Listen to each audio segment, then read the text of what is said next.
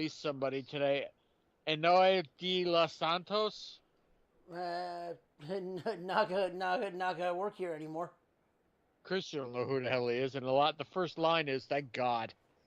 Guess he was that bad, huh? I'll ask Christian I about him when he mean, comes I in. mean, the big thing is Chisholm is on the DL. Already? Yeah, torn UCL or What not in the art? torn, left UCL injury. Well, he's done for the year. Because it's not his throwing arm. Still can't He, hit. it depends on how bad it is. If it Well, requires, I mean, if it requires surgery, yeah, obviously he's done for the year. oh, it's not like they gave up the farm to get him. Still sucks though. Tuesday, it's still determining the severity of the injury. Yeah, they placed him on the 10-day right now. I'll tell you what. Miguel Andujar has been airing the Mets pitching staff out these 2 games. I guess coming back to New York really energized them. Cubs are losing. Dodgers, cool. That's good. Great. San Francisco needs to win this fucking game. Against who? The Braves. Probably not. Well, they're battling to not get swept either. So Well, still don't mean shit. I'm saying that's what they need. That's why they need to win it. They need to make sure they don't get fucking swept. It's funny. We picked up one of the Braves cast-offs this morning. Eddie Rosario. They signed him to a minor Oh, league Eddie, deal. that's a fucking great pickup. They picked him up. Well, he's in the minors though. He's not gonna. He's not gonna play. I mean that's a bat though. I like Eddie Rosario. Yeah. Well, most likely. You know what? If anything's gonna happen, because you got to think about it this way.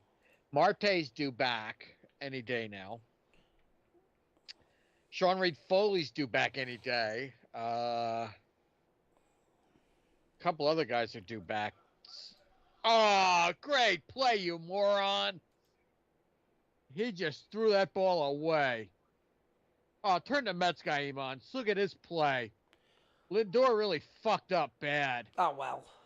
No, turn it. You got it on? No, I don't got it on. I got other stuff going He on right now. fields the ball, throws it lacklusty to Vientos at third, and it's just like he airmailed it.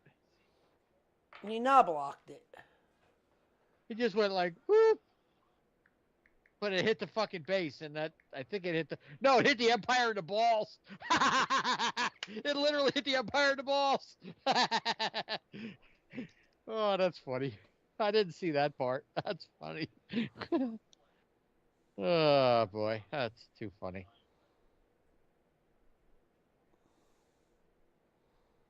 We got a trade in the NFL.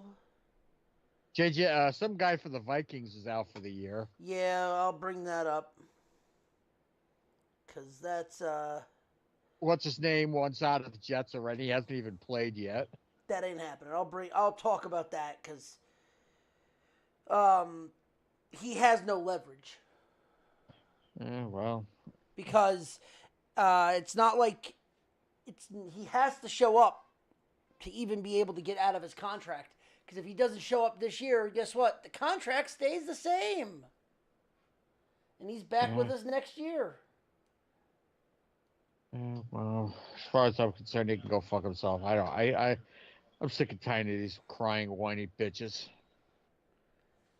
But also too, it makes no fucking sense why. He's making 14 mil. He wants 28 million. Yeah, he's not that good yet. It's not that good at all. Okay. But it is what it is. Okay.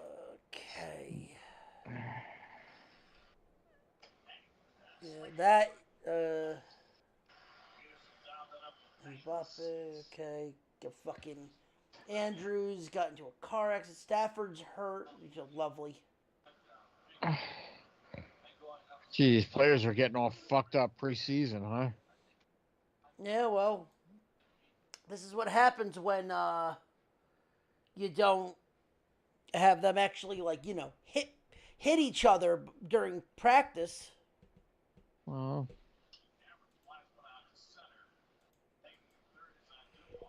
Because God forbid you can't touch each other in practice. Oh well, they have to wear this. We have to wrap them in bubble wrap before we put them out in the field. it's like, oh, you hit me too hard.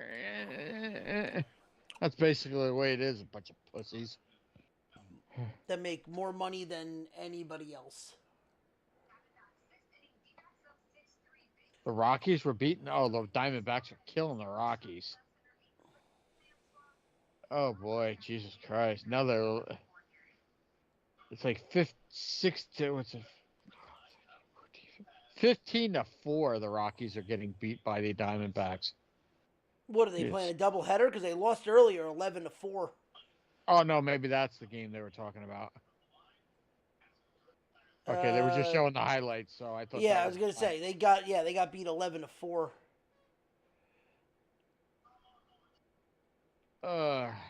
It's bad when I fell asleep during Raw on Monday. I didn't really care. Because, I don't want to deal with the fucking quote-unquote wussy squad. It's the Judgment Day, bro. The Judgment Day, bro. They're so good, bro. bro. I tried listening to that show the other day. That was just... I can't... I turned it off after 10 minutes. Bro. I couldn't listen to him bitch and moan anymore. Bro, listen. This is what we're going to do. We're going to take that belt, put it on top. It's not a ladder match. It's a cage match. Bro, but listen, bro. We're going to take 3 different cages and stack them on top of each other. World Class did it first. Well, that's the joke. It's Vince Russo. World Class did it in Texas Stadium years before that. They did like 87, 88. Well, hell, WCW did it before that and did it better with Hogan and Macho Man. They also did the Triple Cage Tower of Doom match. It was the late Kevin Sullivan against Jimmy Garvin. Oh, respect and R.I.P. Kevin Sullivan. Oh, I mean, we're live anyway. Where the fuck is, he's not even answering me. Is he getting his fucking medicine? Bro, he's getting something, bro. Bro, come on, bro. Well, Bro, he's getting his medicinal shit, bro.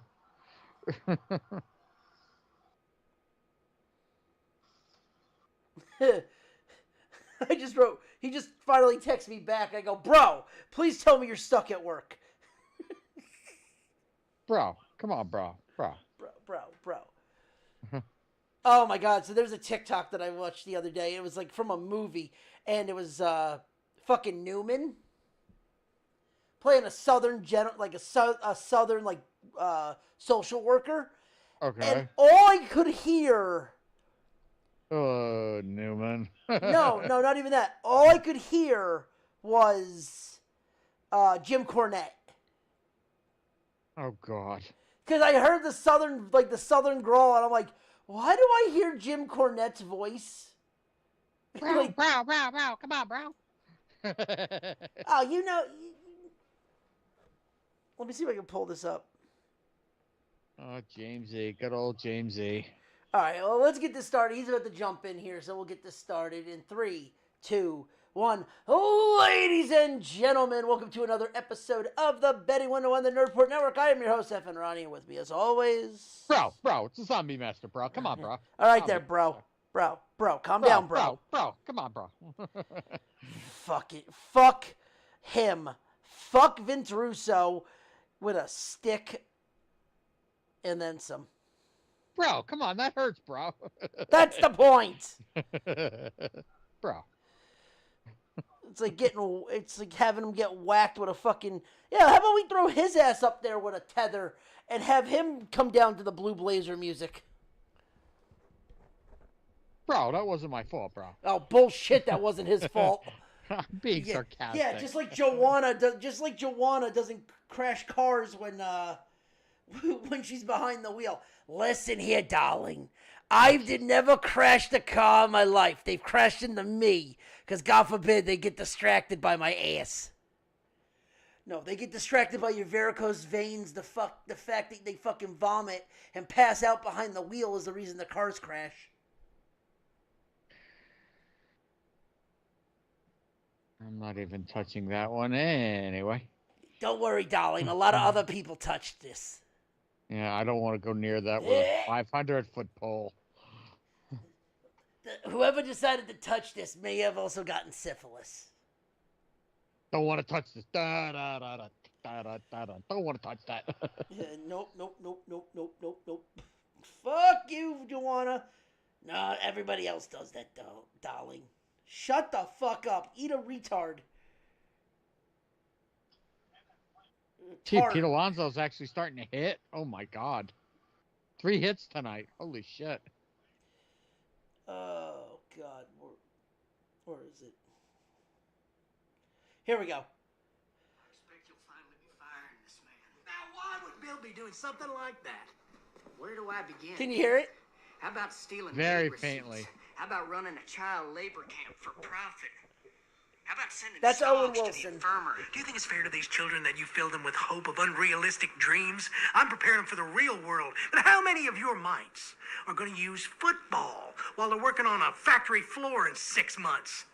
You beat a boy And you can so tell which one's badly Newman. he couldn't walk. Now hold on. Snoggs was caught spying on the girls' dorm, Coach Russell. Yeah, he's a 16-year-old boy. What do you expect? I expect everyone to follow the damn rules of the home, including Hardy Brown. Yeah, He that's retaliated Jim with Cornette. violence against No, Frank. that's somebody else. That's the dean. Here's Newman's voice. The Right little here. bastard attacked me. Now, if he sets foot on this property, I will see to it that he's arrested. That he's arrested? Assault. Good. That's Cornette. Yep. Good old Newman literally channeling his inner Jim Cornette. And hello, Ryan. Hello. Hello. Hello, Bro. hello, Stuntcock. Bro, where were you, bro? Bro. Bro. Bro. Fucking James E. Cornette. I was at the pot shop. I knew it! Bro, he was getting his medicine, bro. Come on, bro. I fucking called that too! He was getting more edibles. Like I said. No, he earlier was today. getting flour. Ronnie's right. I'm a flower. Yeah. No, but how about that video I sent you, Rye, though, with the dog? That dog was fucked up. Oh. Oh. Twigs are fire.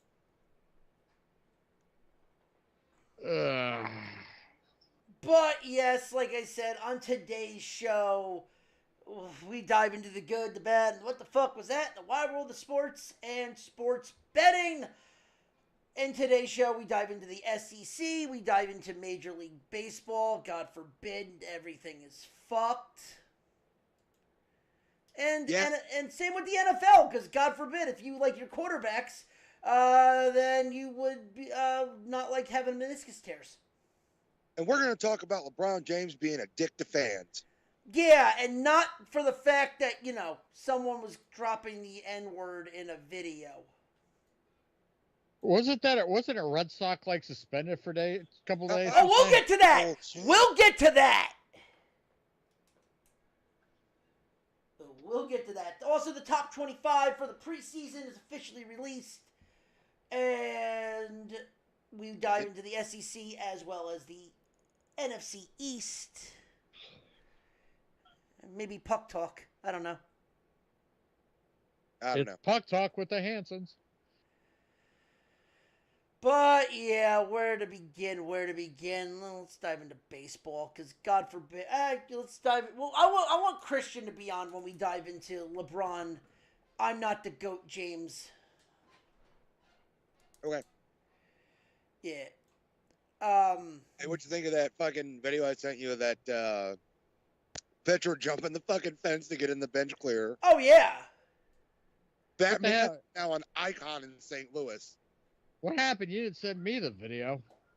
He jumped the fucking bullpen fence to get onto the field and be a part of this fucking scuffle over Arenado. And a fucking legend in St. Louis now. We will never, ever forget how he defended our city. Cool.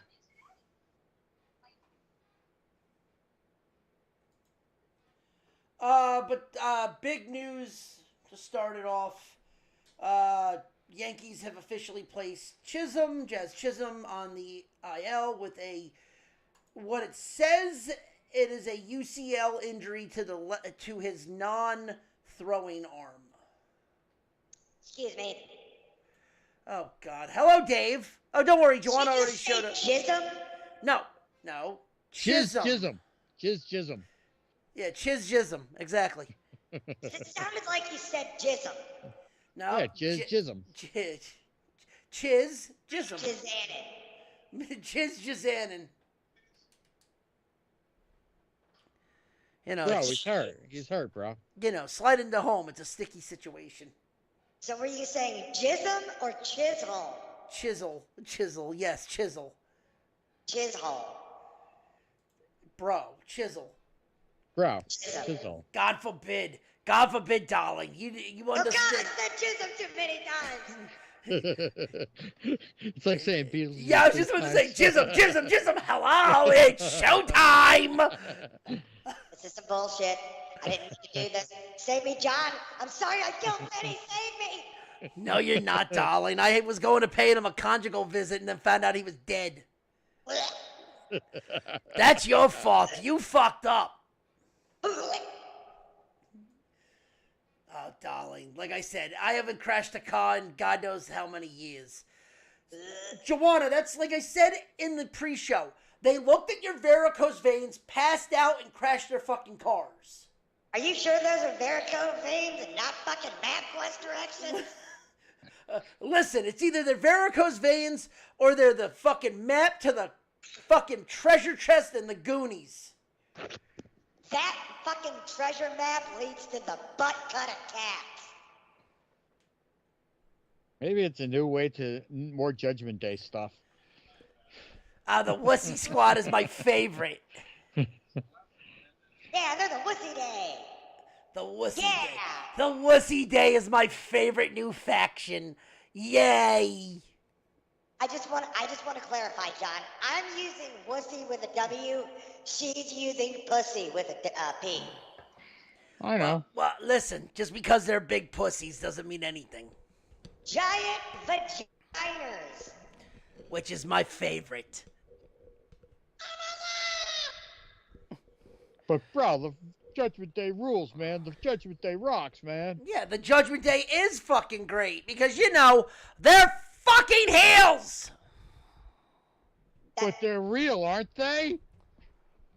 That's a good point, man. That's a good point. So, there's a funny story. Did anyone see the Logan Paul interview with Dominic? What, that he gets his chicken tendies now? No. So, Dominic asked him if he could go to Japan. so Dominic actually said, like, they did a whole interview with him and said, all right, so how is your wife with this whole shit with Rhea? She understands. I mean, because she knew his wife, like, they were friends since they were 14. There's a difference between work Dom and dirty Dom. That's exactly what he said. And he goes, yeah, when Rhea licked my face, the first text I got from her is, Dom, I found a tarantula in the bathroom.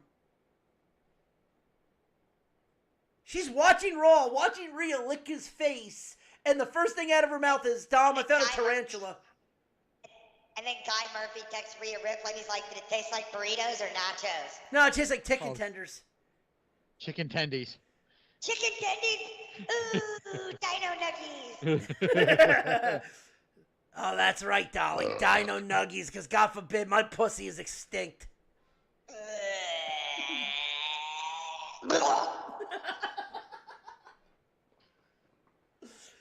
What was He needs his chicken tendies. Hold on, what was the gurgle at the end of that? That was me choking back, vomit. Oh, don't worry, darling. It's more lubrication. And this is the part of the show, ladies and gentlemen, where Joanna tries to make Raider Dave throw the fuck up. Of course he does, bro. If Christian was here, all he would just be saying is, hey, yo. Sir, I'm gonna need you to stop acting like Vince Russo, okay? I know Big V, he doesn't say it that much. Oh, Bro, of yes, course you he does, definitely, bro. oh, yes, definitely know about the Big V. No, I said Big V Vince Russo, not Big V, your giant fucking gorge-like pussy. Hello. That motherfucker echoes more than the Grand Canyon. It's dark. No coins, please.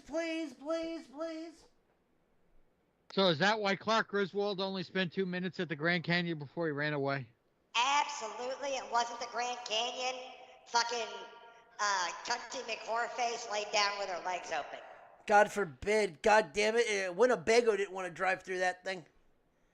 Winnebago or a Wannabango? Ha! So is that where Bobby and Cindy got lost during the Brady Bunch episode? Yeah, they No, but tried then to take a right in Cousin Albuquerque. Oliver went up the stairs.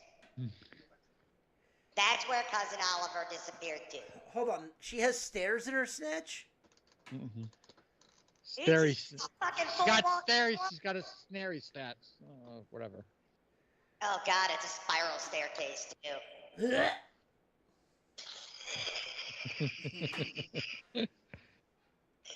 I would say it's wrought iron, but it's rotten.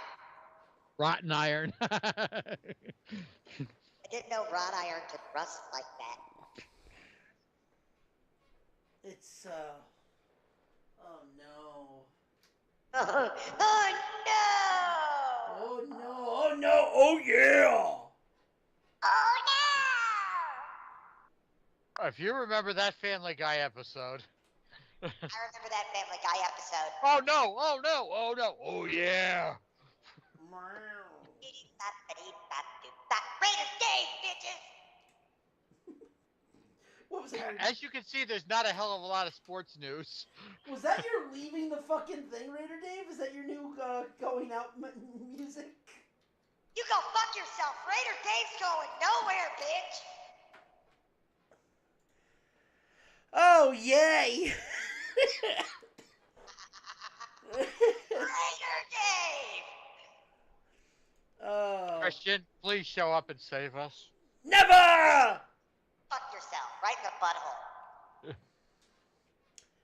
Oh. So, you know what? Speaking of, Raider Dave. Speaking of buttholes, let's talk about Sean Wall. I mean, we could talk about the Red Sox player that got suspended for 2 games. Oh, okay, yeah, hey, you know Raider Dave doesn't give a fuck about what he says. Would you like me to quote what the player said? Sure! Okay, so, fan in the crowd, paid for his ticket, he's allowed to say what he wants, but at the same time, if you're gonna talk shit to a player, that player's probably gonna talk some shit back to you. Don't be a little bitch. So, dude yells, "Can I get you a tennis racket?" Pretty common jeer in baseball, right? Uh-huh. To which this player responded with, how did it start, Ronnie? Shut up? Yeah, it was something like, shut up, So, I believe the quote was, "Shut up, you faggot." Yeah, freaky alien genotype. So, I know it's not PC, woke culture, 2024, YOLO.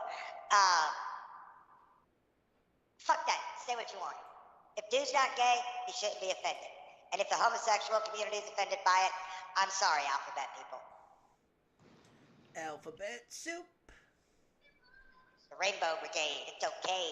It's okay to be gay, but it's okay. They're a fan of Hawaii because they're Rainbow Warriors. And hello, Christian! What's Raider happening? Dave is officially on the record as saying, it's okay to be gay, now fuck off with all the bullshit.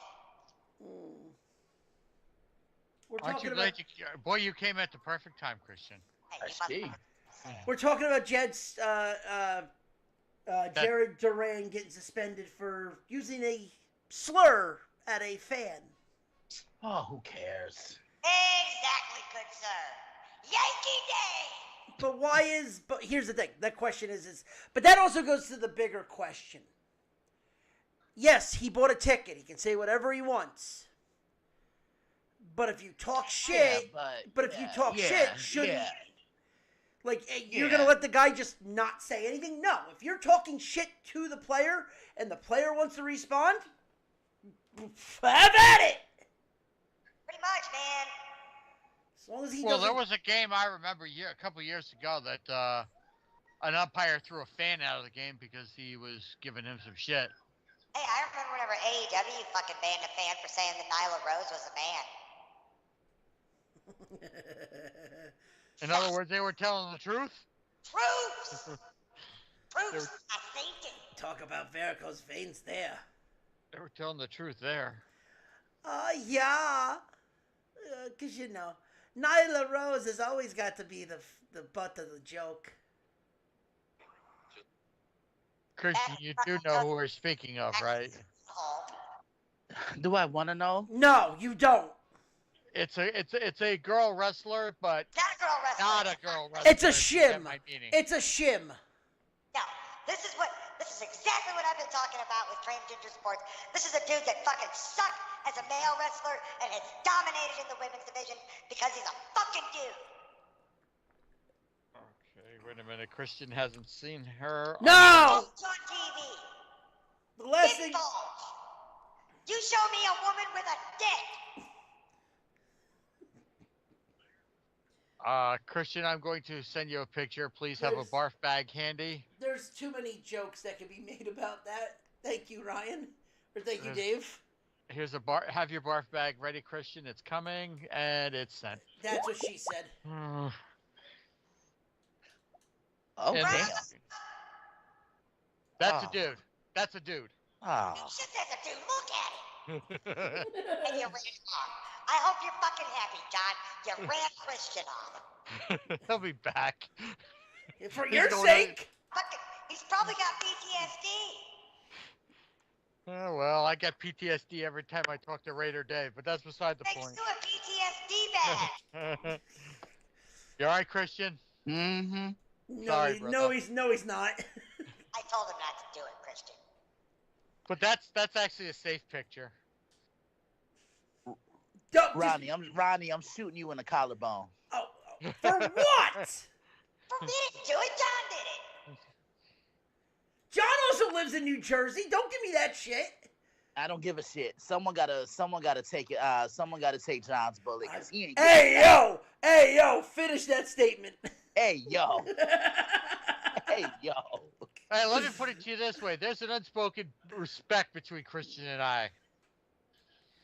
Yeah, it's called You Both Hate Christian, or You Both Hate Chris. Hey, fucking men. Oh, but Come on, I'm not going to mutate over that. so anyway, but yeah, so he was suspended for 2 games, which the suspension is up now. Mm-hmm. Which But- is bullshit talking. But why if you're as a fan, if you're going to say something, as long as he does not come over that guardrail to attack you, he should be able to say whatever he wants, and it's vice versa. He can't come onto the field, you can't go into the stands. But why can one person say something because they bought a ticket, but the athlete has to sit there and just take it? Well, here's the thing, and I understand what you're saying, and I agree with what you're saying, but here's the other thing too. You don't know what little sissy cryberry Marys that are sitting next to him that are going to sit there and bitch, moan, complain. That's probably what got the whole situation heated, because the people around him probably pissed and moaned. But then look at the guy screaming. I'll give a great example. Oh, God. 3 years ago, WWE. Roman Reigns. There were 2 17-year-old kids calling Roman Reigns the N-word. I remember this. The I mother... remember. Oh, go ahead, Ronnie. I was going to say, the mother did nothing. Bad mother. Roman had every right to turn around and kick them all out. Never did. But also, if you're telling me that like someone like Jacob Fatu or something like that snapped and fucking attacked them, guess what? that's a whole different issue than heckling and then someone yelling back. Like, you're front row center and you calling. First off, he's not black. He's Samoan. They need to get the mothers maybe should have taught their kids how to actually fucking insult people correctly. No. That's the thing with racist. It doesn't matter where you're from. Brown is brown. I digress, though. But like that's the thing. Like you're gonna turn around and say this, and if Roman decided to haul off and deck the parent, I would have said, yeah, good on Roman. I'd have punched the kid. Minor. That's the only issue. Right in the face. But Racists don't know age. Who was it in ECW that used to do that with fans? Was it Bubba? yeah, but Bubba also turned around and said about Sandman's sister that she knew how to suck dick. Like, called Sandman's wife a whore and called his sister a prostitute. Dick sucker. Yeah, No, Bubba. I remember in, I think this was 2012 when I was still living in Illinois. I had gone to a Cubs game, and I think they were playing the Dodgers. Bleacher creatures or regular fans? What'd you say? Bleachers or regular seats? I was in the bleachers. There, ding, ding, ding. Yeah, I was in the bleachers, and Tony Gwynn's son was playing for the Dodgers at the time. Chris Gwynn? Nah, Tony Gwynn Jr. Junior. Okay. Yeah. Yeah, and there was this drunk fan. I don't even know if he was drunk, to be honest. There was this fan that just kept, heckling him and heckling him and heckling him. And I'm like, in my head, I'm just saying to myself, you really trying to get a reaction out of this guy, or what? Do you really want your 5 minutes of fame? Like, what's really going on? And then I forgot I don't remember what it was he said. I don't know if it was something in the fact of you'll never be your dad or something along those lines. I really don't remember. And Tony Gwynn Jr. turned around, and I'm like, uh-oh. Like, look, again, I don't like being this guy, but you can't say certain shit to black people thinking you gonna get away with it. And he just kept going and going to the point where I just yelled out for him to shut the hell up, because it was just getting annoying. Like, here I am trying to enjoy the game. The game was actually rained out for 2.5 hours, so it was a later pitch, because on Sunday afternoons at Wrigley, the games normally start at 1:20. Yeah. And like he just kept talking, and I'm just like, God, shut the fuck up. Because Wrigley never used to have lights. That's why it was always a 1:20 start, because they never used to have lights. Yeah.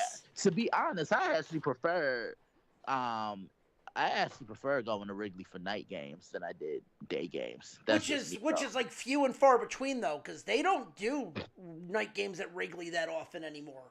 No, they don't. But yeah, so that was just like you said, the fans can say what they want, but the fans can't get mad when those people respond. I mean, I think of the example of, those fans heckling LeBron, saying they hope Bronny dies in a car crash or something along those lines. Yeah, and like how many times? Everyone, was bitching about LeBron. Some people were bitching about LeBron getting them thrown out. I'm like, well, what the fuck? No, you know what though? That's the safest thing you can do. Be lucky you got thrown out and LeBron didn't, or somebody didn't come over there and haul off on you.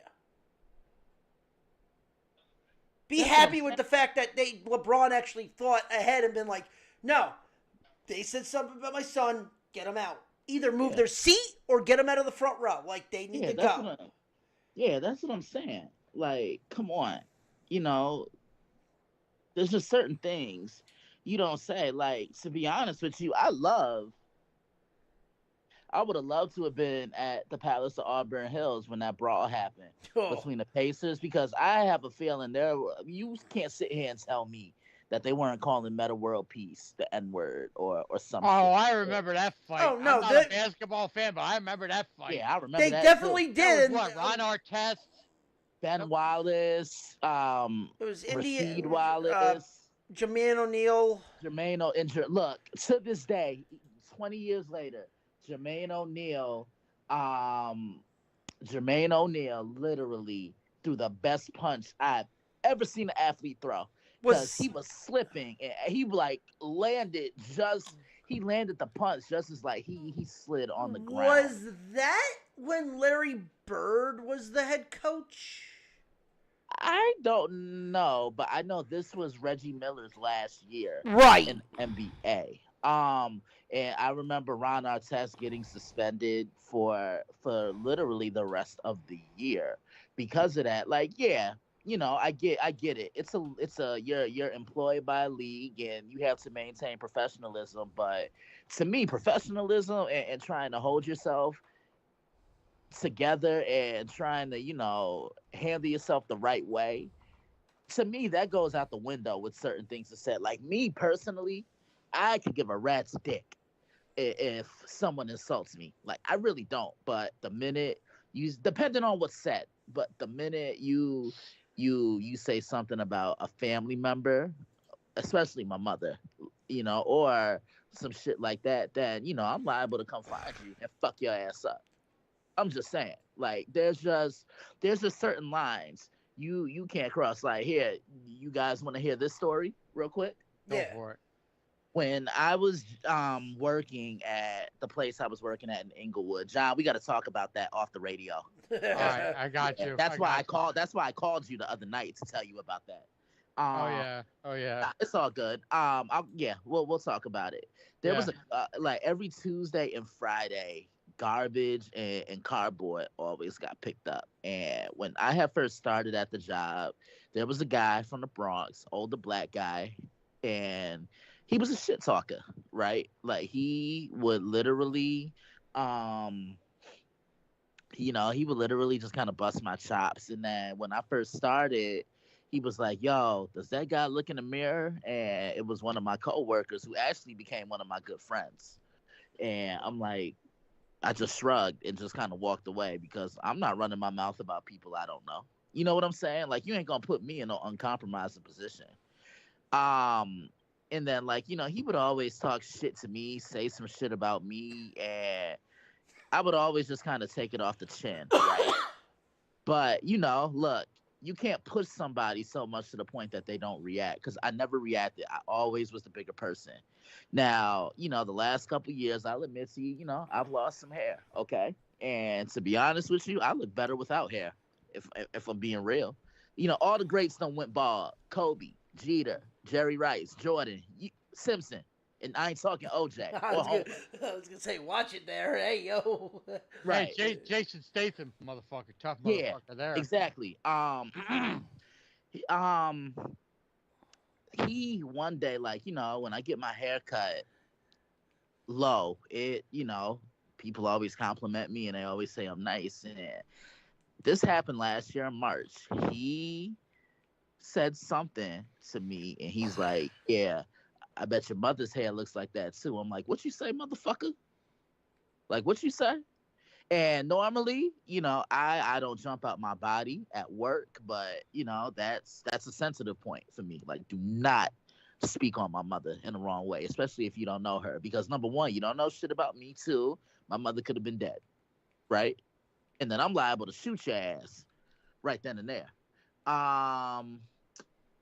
So I'm looking at him and, we talk and we running our mouths and I say some shit back to him. He goes, "You lucky I'm letting you breathe right now." So I go and grab the nearest weapon closest to me, which was a wrench. Oh, shit. And I'm like, "Nah, bring your ass over here, so I can hit you in your chest, motherfucker." Like, this is not what we gonna do. Like, it took my two co-workers had to hold me back. And, my boss just pulls me to the side because everyone who knows me knows, I'm a pretty calm guy. So for everyone to kind of see me jump out my body, one, I felt really bad because acting like that makes everyone else around you it makes your job look bad. You see what I'm saying? So yeah, he talked and we talked, he calmed me down and him and my other coworker, she was like an administrative assistant sort of thing. They emailed the garbage people, spoke about what happened, so they were really there for me. They wanted to handle it before the CEO of the company I was working for handled it, Right, because right. who knows what would have happened. But, a lot of people witnessed what happened. And my one coworker, who is now my close friend, even said, yeah, he had been fucking with him for the longest. And it's like, just leave people alone. Like, don't fuck with people. Like, seriously, just, you don't know how people are going to respond. You may be a jokester and everything. So for a couple of months, we anytime garbage was being picked up, they didn't let me do garbage at all because they didn't want me to have another run-in with him. But one day, my coworker really defended me, and my coworker was like, look, he's one of the nicest people you will ever come across. He probably just had a bad day. And then I just went up to him, man to man. I'm like, look, let's patch this up, man. I'm like, look, I always had respect for him because he was my elder. You know what I'm saying? And I just said to him, I'm like, look, you're someone I would love to have in my life because I feel I could learn a lot from you. So I'm like, man to man, I apologize for what happened that day. That was wrong of me. And most importantly, not only did I embarrass my, my employer, I embarrassed myself as well. And that's not me. And I'm like, look, I'm just coming to you man to man. You can take this however you want. And he was very impressed. He was like, look, if you man enough to come up to me and apologize like that and accept responsibility for your wrongdoings, then not only am I man enough to accept it, but I would love to be in your life. We shook hands and we've been very cool ever since then. Well, you know what it is? I'm not going to go into it in depth here. Christian, like I said, you and I will speak off air about this. But when I was in grade school, middle school, I would say, my father's been gone since I was a baby. Uh-huh. And this person, I'll keep it at that, Okay. decided we are having beef about something. I don't even remember what the subject was. And he started making a whole bunch of father jokes at me Uh-huh. about my father. Yeah. Let me put it to you this way. I don't know if your school had it. Ronnie, you might know what it is. You've heard of in-house suspension? Oh yeah. I Oh got a yeah. week. Let me put it to you this way. That lunch tray he had, I showed him a new way to use it. I smashed it over his head and broke it on his head. Actually, John, I actually have one for you. I mean, I don't blame you because I would have did the same thing. But you Now, want what to I hear? wanted to do, I tell you what, if it weren't for my friend Jim, who at the time, I don't know where he is now. It's and at seventh grade, the kid was 6'3". If it weren't for him dragging me away, I don't know what I would have done to this little bitch. So when I played, this was my second year playing football, right? I like we could tell these stories. Well, it's not, you can tell there's not a lot of sports news. Well, I Right. have news. It's just I'm letting you Yeah. guys talk. There was a kid that I played with. He was a lot taller than me, but he was a grade younger than me. And he mentioned something about my mother and his eye, and my mother's eye. And I'm like, wait. I'm like, yeah, watch your mouth, motherfucker. Like, nah, cause this ain't that. And he laughing. And then he said it again. He goes, yeah, y'all seen Simpson Mama eye? So you know what I did? Put my helmet on, like when he's drinking water. I'm talking full blown track speed, which I still have, by the way. And Wish I did. I took, I literally went helmet first into his knee, and I damaged his knee. And my Ow. coach is like, well, what the fuck, Simpson? What's going on? I'm like, nah, I'm like, he had my mother's name in his fucking mouth. And he's like, oh. And he was like, you know what? I would have did the same thing. He goes, look, you just go over there, let me talk to him. He threw him off the team because like he just wasn't a team player. And, he talked to me and he was like, I would reprimand you, but you did the right thing. I mean, I wouldn't have done it that way, but by all means, you had to do what you had to do. Again, look, I give a rat's ass what you say to Well- me. I've been called every name in the book. That word included. If y'all know what I'm talking about. Yep. Yeah, I But know. yeah. But see, the one thing I won't respond to is if you call me a bitch. Like you call me a bitch, I'm liable to shoot you. Well, like I said, I'm not going to get into it on the air, but it's like I said, that was just one of many things that I had with that guy. But that's all I'm going to say. But Ronnie, go ahead, continue on with the. So I was looking it up. Christian, you'll find this ironic. The Mhm. head coach for the Malice at the Palace is the head coach of the Pacers today. Who? Rick Carlisle. Yep. He was the coach of the Pacers. Yep. How ironic. Yeah, right? It was Isaiah Thomas and Don't you think? Carlisle. Carlisle was till 07. Now he's back this year. How ironic. Yeah, right? But, all right. Do we want to talk? All right, so we have two basketball stories. Do we want to talk about the WNBA real quick, or do we want to talk about LeBron James? Talking about LeBron, nobody really cares about the WNBA. Oh, this they would care about. But, Ryan, that's on you. Okay, so I've been seeing a lot of videos of LeBron James lately, okay? Where he will shut down a fan asking for an autograph or a photo and then, like, do a little fucking dance or try to be funny and shit. Like, you fucking hair plug heaven motherfucker. You do realize without these people, you are a nobody. Nobody.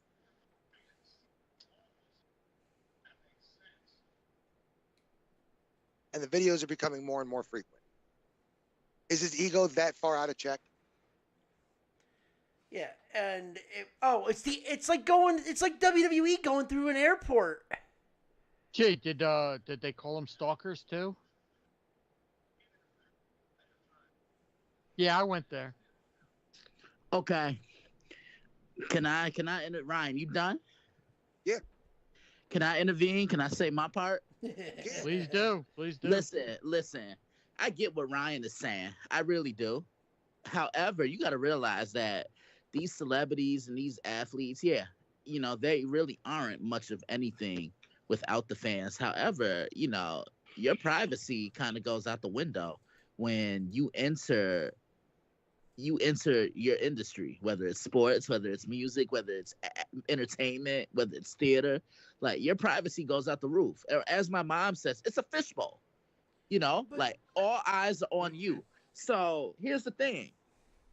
A lot of these guys, a lot of these celebrities, they're not necessarily obligated to sign for every fan that they come encounter with. Like, perfect example.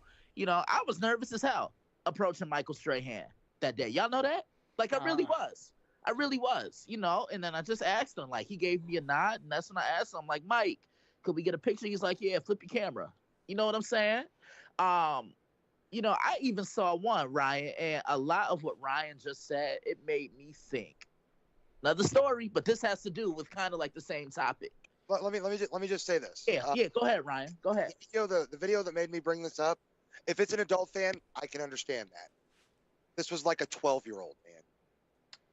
I actually saw something. Ryan, tell me all of you actually. I actually saw something with the Dallas Cowboys a couple years ago. They were playing the Giants, and a Giant fan who had a Saquon Barkley jersey went up to DeMarcus Lawrence, and DeMarcus said, "Wrong team, son," and then just kept walking off. And the kid had to be about 9 to 10 years old, and he told him no. What do you guys think of that? And then I got another one. That's a punk. That's a punk right there. But why would you sign for the rival?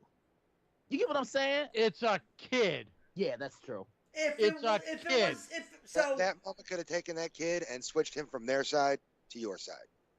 You know what? I'll say, it's like you guys have all said, if it's an adult, it's one thing. But if it's a kid, no, you are obligated. That's a kid, man. I don't give a fuck if he's wearing the wrong jersey. By denying that kid, you might dash their dreams of growing up to play professional ball just like you. I don't care if he is playing for the wrong team. That's a punk move. Period. Now, here's another one. I saw this. This was on Facebook about 7, 8 years ago. This actually happened in Brooklyn, Ronnie. Okay. It was a kid. Kid was celebrating his 12th birthday. Was this the right? one where LeBron did? Let me guess. Was this the one where LeBron didn't play? No. Okay. Have you seen that video? Oh yeah, several times. Yeah. All right. Go ahead. This kid, obviously, was on a Warriors wave when they were winning championships. Diehard Steph Curry fan, and he his dad got him amazing seats. They were probably like, I want to say 10, 12 rows up behind the basket. So spent right money. in Brooklyn. So he spent mad bread. Okay. And look, this kid obviously, wanted Steph's autograph and Steph's, or a picture with Steph. Me personally, I would prefer to take a picture with them than get an autograph because I think the memory lasts a little longer. Yes. Yeah. Excuse me. This kid took pictures with Steve Kerr, Klay Thompson, took a picture with Draymond, and I believe he also took a picture with Sean Livingston, right? Golden State goes on to beat the absolute shit out of Brooklyn. Okay? And they wait at the end of the game because one thing Steph is known to do is like come back into the arena with his street clothes on. Yeah. And I guess he was looking for his family. So the kid is there, and the kid sees Steph, and he's excited. He's calling for him, and Steph looks directly at him, right? Like, I mean, directly at him. But Steph was looking for his family, and the kid kind of had a little bit of an attitude. But I'm like, look, man, look at everybody else you met. I get you wanted to meet your favorite guy, your favorite athlete, favorite player on the team. But damn, you took a picture with 3 players and the head coach. And at least you got to see your favorite player play. That's what I'm saying. That's what I'm saying. I mean, look, when I went to go see the Yankees play the White Sox in 2014, Derek's final year retiring, like I always tell you guys, I tell John this all the time, I made the most of it in 2014 because I knew I wasn't going to be able to get back here because, one, really didn't have the money for airfare, and two, I knew Yankee tickets were going to be through the freaking roof, especially him retiring, right? Yeah. So, like I said, the Yankees were literally in Chicago for about 6 days. Yeah, because they did 2 with the Cubs on the north side. Then they did 4 with the White Sox. And then they went to St. Louis Memorial Day weekend that year. On Memorial Day, to be exact. So I did 1 at Wrigley because I couldn't afford Wrigley then. I did 2 on the south side for the White Sox. So I saw his final game against the White Sox. And then I just said, fuck it. Bought a ticket with my friend and went to St. Louis to see him play the new Busch Stadium. What's up, Ryan? Yeah. And,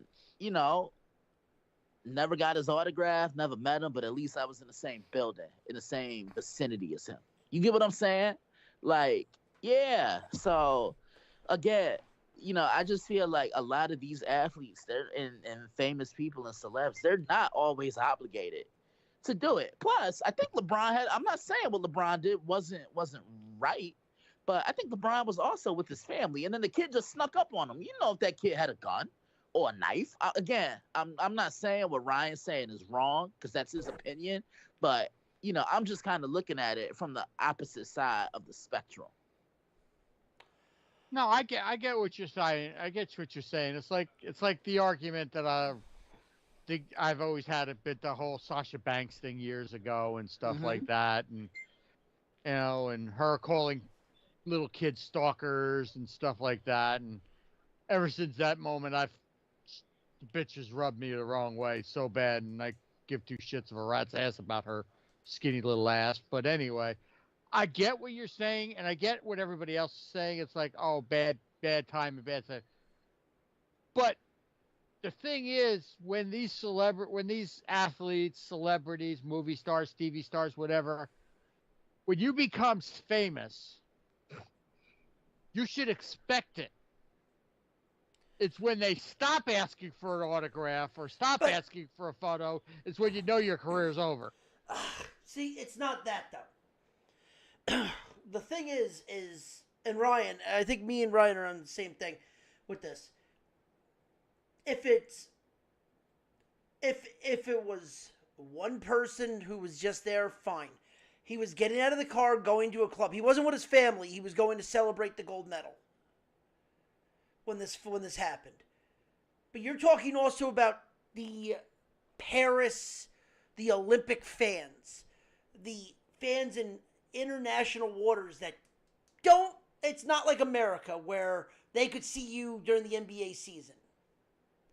You're talking about a kid who's probably not going to come to America anytime soon, who gets to see LeBron James out there and just ask for a photo, and LeBron then, like, showboats. I'm sorry, even Jordan, as much as Jordan was known for being an asshole, he still stopped when he was on the Dream Team to take photos. No, you're right. Because he also understood that this is the only time I'm going to do it. Kobe was the same thing. When the game was over and someone wanted a photo, Kobe took it, especially when they were in international areas, because it was to grow the brand. If it was him with LA and it was in Orlando and this might have happened, I kind of be like, that sucks, but you got to see the kid play. You got to see LeBron play. Be happy about that. You're talking about you're in France, which is the fact that you're trying. Let's face it, the NBA is the biggest out of the big four. It is the biggest sport in the world out of the big four, next to soccer. Christian, do you think I'm off base on that? Like with basketball? Nah, I think the NFL is a little bit bigger because the NFL. Yeah, but look at the leagues. Look at the leagues. There's more NBA and pro leagues in basketball than there is football. Yeah, but I also just look at it like the NFL is better marketed, I feel. Well, you know what? We'll see in 4 years when flag football becomes a fucking thing, and see what happens when, like, Lithuania gets a team. The Lithuanian butt sluts. It doesn't mean the same over there. Because that means that's exactly what we're getting for, what's it called? That's the next, Don't worry, it's a cultural misunderstanding. It doesn't mean the same thing in Lithuania. Because that's what we're getting for, what's it called? LA Olympics. A lie. We're getting freaking flag football. Oh, yay. But, no, you're right. It's marketed better, but you think about it. How many leagues are there in the world when it comes to, like, the European leagues in basketball? I want slam ball in the Olympics. Hell to the yes. If we could have that lame-ass breakdancing shit. Which will not be part of the new, the LA Olympics. You don't say. They tried it and it failed. Well, you had a woman in Australia that said she was a breakdancer, had a PhD in cultural movements. Are you talking about that one that I've been seeing on all the talk shows? Here's my what the fuck is a degree in cultural movement? I mean, I would say it's a bowel movement, but I mean, she's not just a degree, a fucking doctorate. Yeah. They're just giving that shit. John Cena was a doctor of thugonomics, but different kind of doctorate. Booker T did better breakdancing than this woman. Yes. No.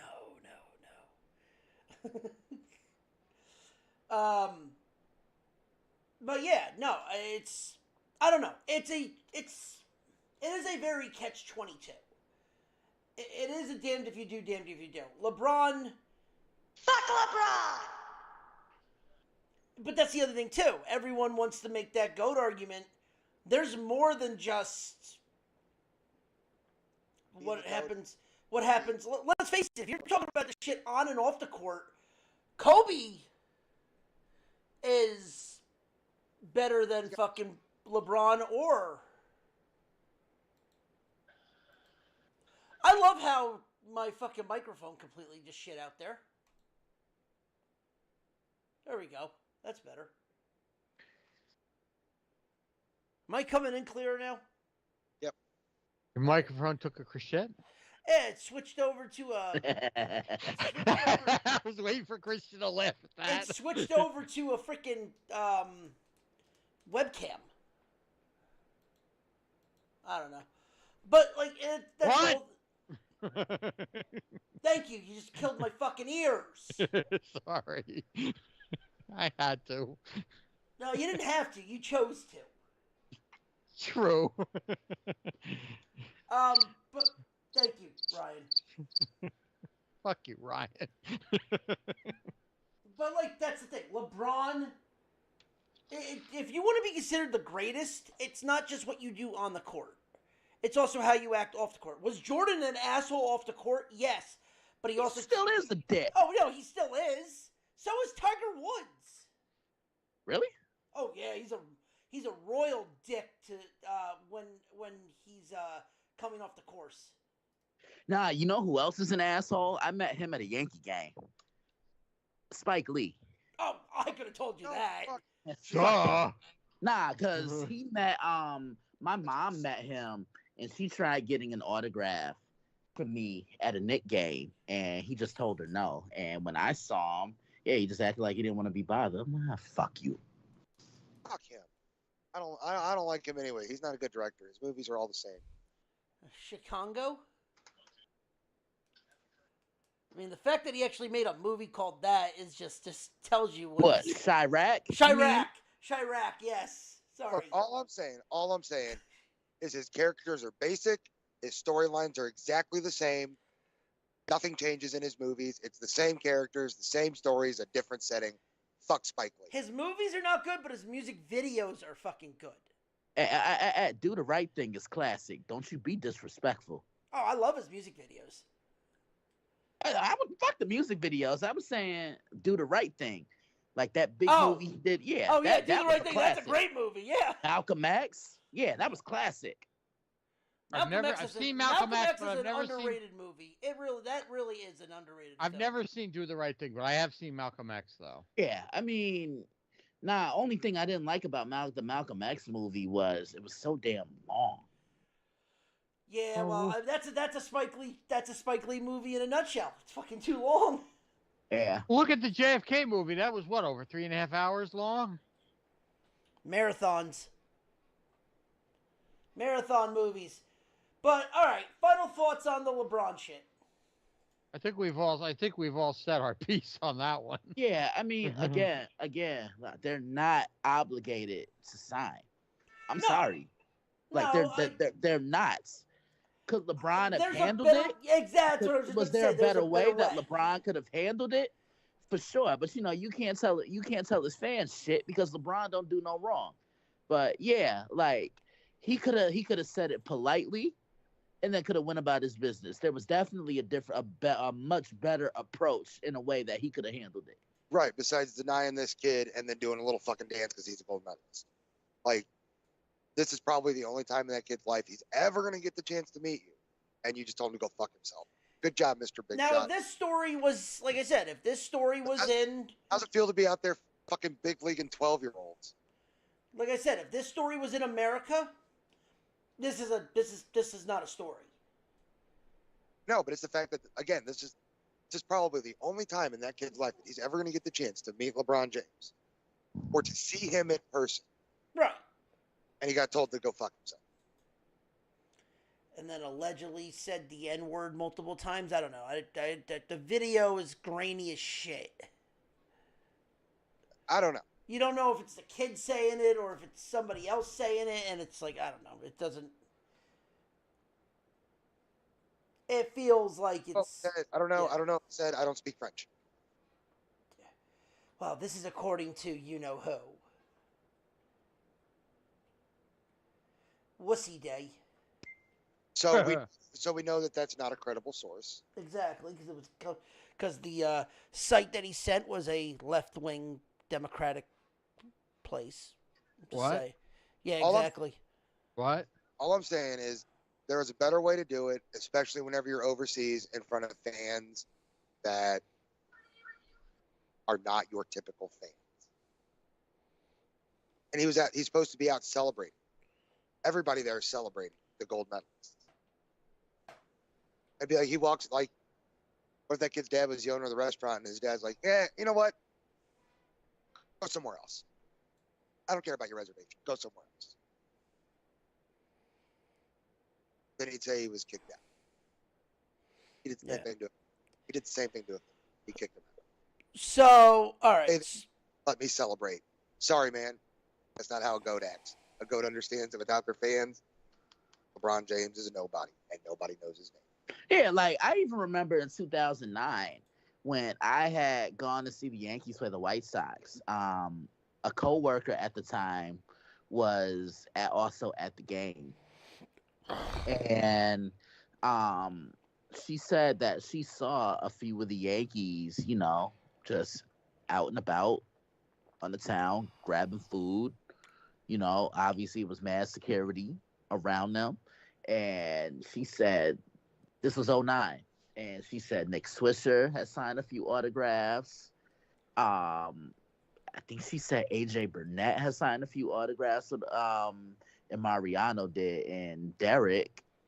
They said Jeter was there, but he didn't sign anything. I mean, again, you know, sometimes you just gotta let these celebs be celebs, and you know, see, like me personally, I would never bother a celebrity when they're eating or they're at dinner or if they're with their family. Cause like I've seen Luis Severino in New York a couple times, and he was with his family. I'm like, nah, I'm not gonna bother him. And then me, necessarily, I'm not really starstruck like that. Like, oh shit, that's so and so. Cool. Like, just keep it moving. I met Mike Hampton. How was he? Down to earth. I met him when I was 18 in Florida, in Orlando. Mm-hmm. Now the funny thing about it is didn't know. People are like, oh, some former Met used to be here, and I'm like, who the fuck used to be here? Kid, we're playing volleyball, and a kid smacks his head on a rock and is starting to bleed. I'm holding like gauze to the back of his head because he's bleeding. Wife comes over, doesn't think about it. I'm just like, oh, he did this, thank you. All of a sudden, he comes over and starts talking to me, and I just go, hi, Mike. Like, I'm just like, hi. Like, just being like, oh, so he goes, you know who I am? I go, yeah, you're the reason I'm a pitcher. Like, yeah, I know who you are. How you doing? And we talked for like 40 minutes. Everyone's like, you didn't get an autograph? You didn't get a foot? I go, no, because I sat down and talked to the man about baseball for 40 minutes. That's cool. I talked to him about like how it is playing in Atlanta, because this is right when he got released from Atlanta, right when he had his third Tommy John surgery. Right. So I asked him, you know who else? Yeah. You know who else I heard is an asshole, and I don't think any of this should surprise any of us. The one that John can't stand, Barry Bonds. Fuck that mutant head motherfucker. Yeah, I heard. I heard he's a prick. You know who also I've heard is an asshole? Sosa. Yeah, I've heard that. I'm not surprised by that one either. And there are two other guys. Ryan, you can correct me if I'm wrong on this, but when I went to broadcasting school, he was from St. Louis, and he said there were two guys who played for the Cardinals that were assholes. Mark McGuire. Yep. And he said Albert Pujols is an asshole too. Albert Pujols was an asshole. If Albert Pujols is out with his family, he's absolutely an asshole. But I think it's because really he's a overprotective father. Oh, that's crazy. Well, you know, he's got a special needs kid. People are assholes. Oh. That's But- what the Albert Pujols Foundation thing is. And that's like, even though whenever he was with the Angels, he would still fly back to St. Louis like 3 or 4 times a year to attend his big Albert Pujols Foundation events. Yeah, but nah, I've always heard, and you know who else I heard is one too, which kind of surprised me. Jerry Rice. I've heard that. I've heard that. That Well, doesn't. McGuire shouldn't surprise you. He looks like an asshole. He's a fucking ginger. And I don't know if I told you guys last year. I ran into Lawrence Taylor in New York. Yeah, he's a dick. No, you don't say? say. Oh my god. It's like The hell that's you like say? saying that's like saying OJ's not a murderer. Hey, look, be smooth with OJ, okay? Allegedly. Yeah, No, yeah, allegedly. yeah, right. And I'll just write a book that says if I did it. Cedric the Entertainer said it the best. OJ did it. And Martin Luther King was a hoe. Yeah. I'm sorry. The two. I'm not a fan of 3, but the first 2 barbershops are fucking great movies. Never seen those. I've heard about it. They're Never so seen- funny. Who drank my goddamn Damn apple juice? Hey, stop saying goddamn in here. It's a place of the Lord. Nah, that's not what he said. He was like, maybe no one drank it. Maybe it evaporated. Evaporated, Maybe yeah. I'm about to slap you. Hey, no cussing. He was like, you talking like it's a funky, like it's a bottle of Hennessy. We talking about a funky ass bottle of apple juice. Oh, and also too, I might have to check these the movies cast. The cast of that too was underrated too. It was just a bunch of nobodies. Ice Cube. It was Ice Cube. It was Cedric the Entertainer. Entertainer. It was Michael Ealy. It was Eve. Yeah. Oh God damn it! What's his name? Anderson. Anthony Anderson. Anthony Anderson. You know what's funny? You remember the scene when Eve's boyfriend came in and the African dude knocked her out? Yes. And the African dude knocked him out. You know, they ended up playing. There was Eve did a TV show called Eve. Yes. And that guy also played a boyfriend on Eve as well. Yeah, nah, that movie was funny. The second one was funny too. The third one I could have dealt without, like Nicki Minaj. Wasn't that a girl? Didn't they make an old girl one? Yeah, the Beauty Yeah, Shop. they made was, Beauty Shop. That was Queen Latifah. It's the only reason that I like Queen Latifah. I've always liked Queen Latifah. Yeah, her gay ass. I used to like the show Living Single. Did they make 4 of them? No, I think Yeah, they're making pretty much. They're making a 4th. Yeah, that. Yeah, Barbershop. The next cut. Next No, that was 3. Generation. That was 3. Oh God, that was no. That was not good. But yeah, oh yeah, Keith David was in that too. Yeah, He playing was that the villain. that Keith shady David. ass Wasn't he long the one shot. from? Wasn't he the one from They Live? Keith David from They Live, motherfucking Spawn. His motherfucking Spawn. I don't need to see anything else. That dude is my fucking childhood. Michael J. White. That's another one that's my goddamn childhood. Spawn. Well, Keith David. Spawn's a good. He's a great actor, but that movie was terrible, though. That movie was fucking wonderful. You shut your whore mouth. Well, Keith David. I saw the new Bad Boys last month. How's that? It was good. It was actually really good. I mean, like Martin was hilarious. Like this was almost like vintage Martin Lawrence in his prime. You know what I'm saying? Nah, it was good. I would just wish it was a little bit longer, because I felt they could have done more. But nah, it was really good. I really enjoyed it. Let's be honest. That role's the only thing that Will Smith can do right now that people aren't going to shit all over. Yeah. Yeah, You're not wrong. yeah, you're not wrong. Everybody wants to be like Mike.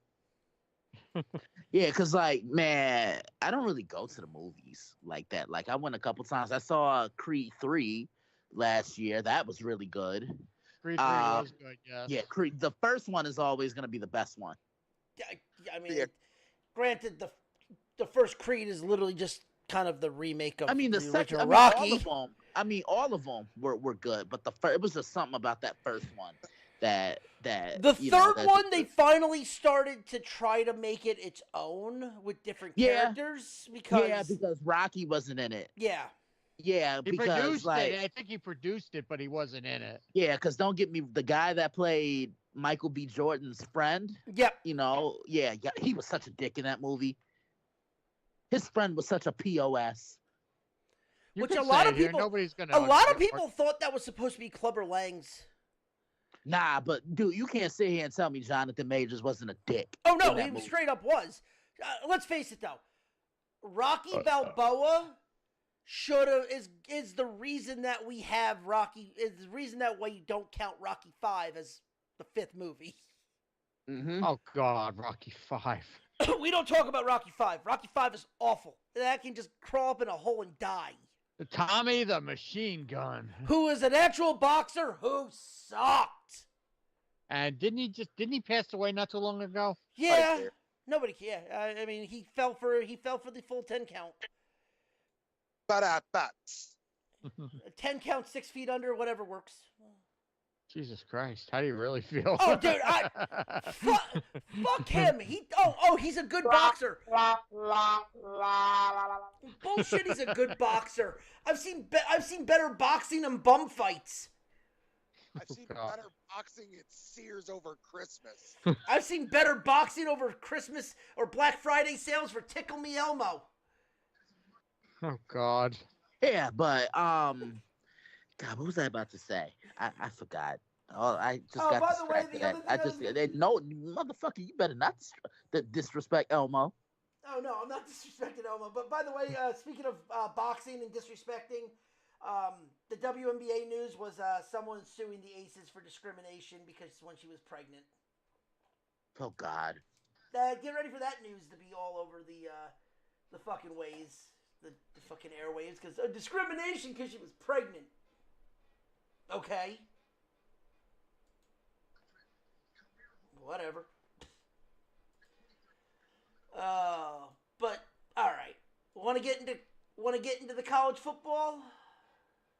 Sure.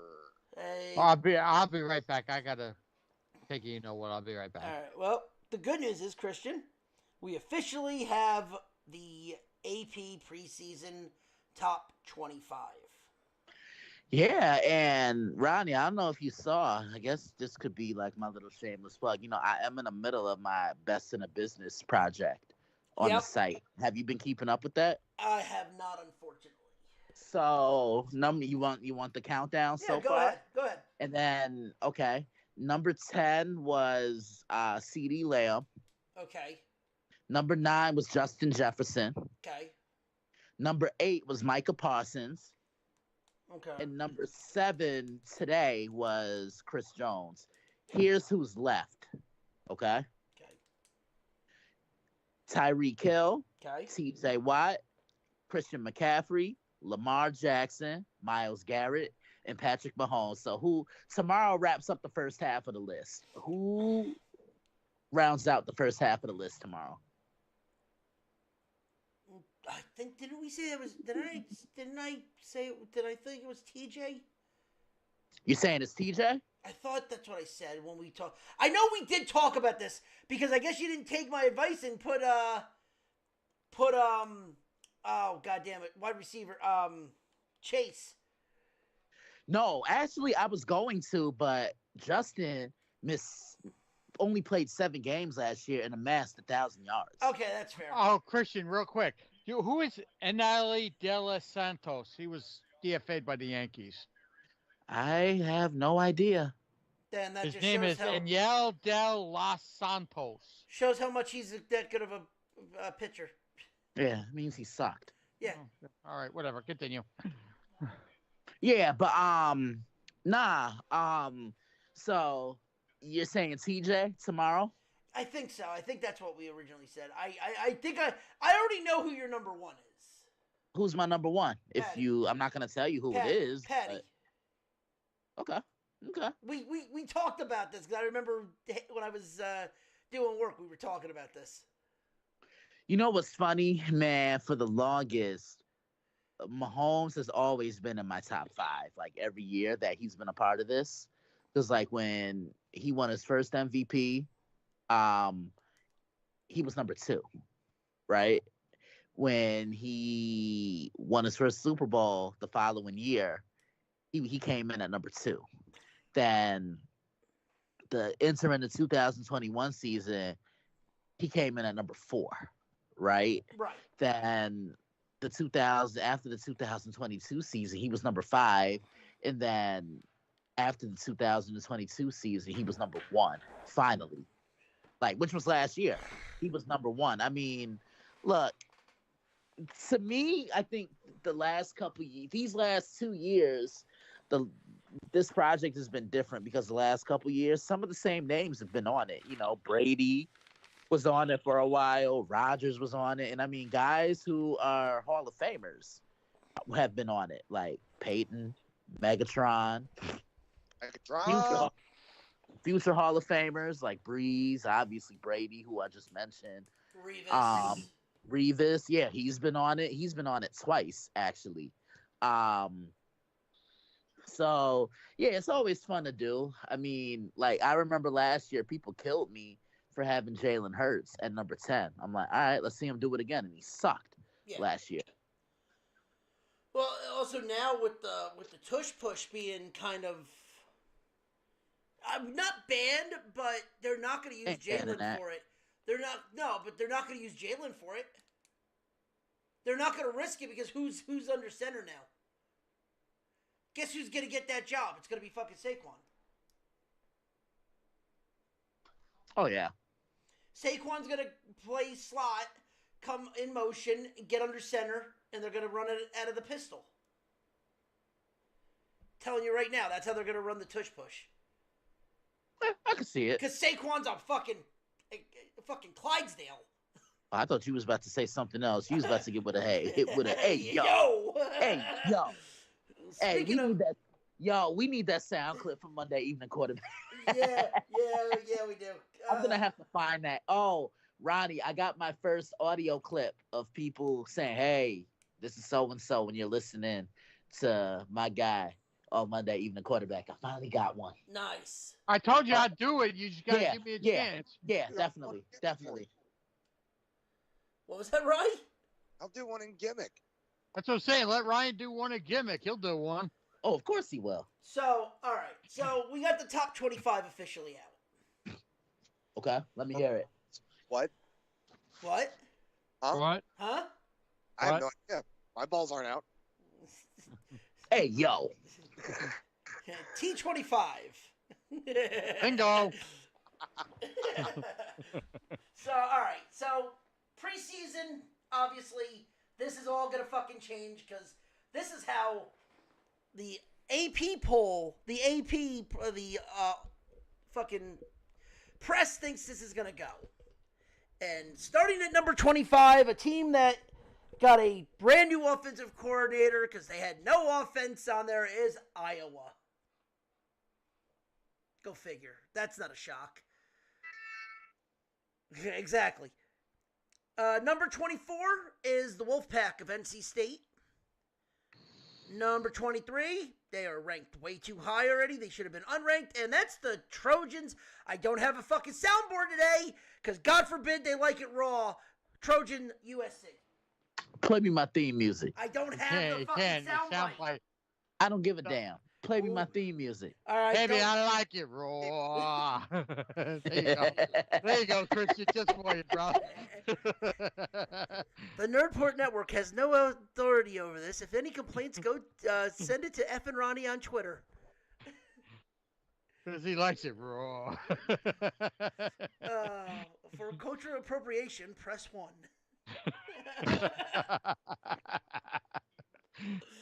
Number 22, Rock Chalk Jayhawks of Kansas. 21, the Wildcats of Arizona. Number 20, Texas A&M. Number 19, the U of Miami. Hold on. What? What are you gonna do? Yeah. How's that? I like how you get ranked number 19 after you lost after your last game playing and was in the pinstripe bowl against Rutgers and lost. I like how you can go fuck yourself.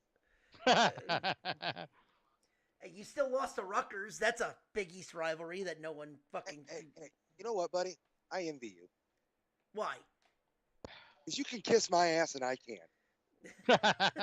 Hey, Well, yo. I'd They envy. know. Listen, I'd envy Miami too if they took a fucking knee against Georgia Tech last year. Shut your whore mouth. You went from the Orange Bowl to the Pinstripe Bowl. Congratulations. Hurricane Dave. It's getting deep in here. That's what she said, and that's what Joanna is right now. Because Arby's, you have the meat. Oh, hell. Bump, bump, bump, bump. Oh, wait. You know what soundbite we got to get? That little kid that goes. I was wondering when we were going to hear from Satan. I've been on vacation, motherfucker. What? To Miami? Thanks for the hurricane. Zagama Beach. Zagama these nuts. Hey, yo. You know what? Just for that, I am going to leave you haunted by Joanna after her death. That shit's in my head as is. Come on, I live with her every fucking minute. And does D know about this? Yeah, unfortunately. Because God forbid. I will listen to me. You fucking listen to me, effing Ronnie. I will banish your soul to Hoboken. It could be worse. Could be Secaucus. Could be Newark. Fuck it, you're going to Wisconsin. You make it that sound like that's a bad thing. The Wisconsin Dells are up there. Woohoo! Utah, bitch. What is this, Dogma 2? Utah. You got nothing but the Salt Flats and Mormons. Gross. Okay, I can have 8 wives. No, you can't. You're not a fucking polygamist. Plus, I know December. I gave it to her. She'll yak your sack off like a paper towel. You just said I'm Mormon, so yeah. You're not a fucking Mormon. I would move to Utah. I would convert. You would not convert. D would not allow it. I gave her that temper, sir. I just tell you to go eat a gummy bear. You know what I need you to do right now? You can go do that. I need you to take a big step back and literally fuck your own face. Hey, yo. Hey, yo. Scott Hall's been resurrected. Hey, yo. Oh, thank you, Tom Cruise. Because he's a man playing another man, disguised as another man.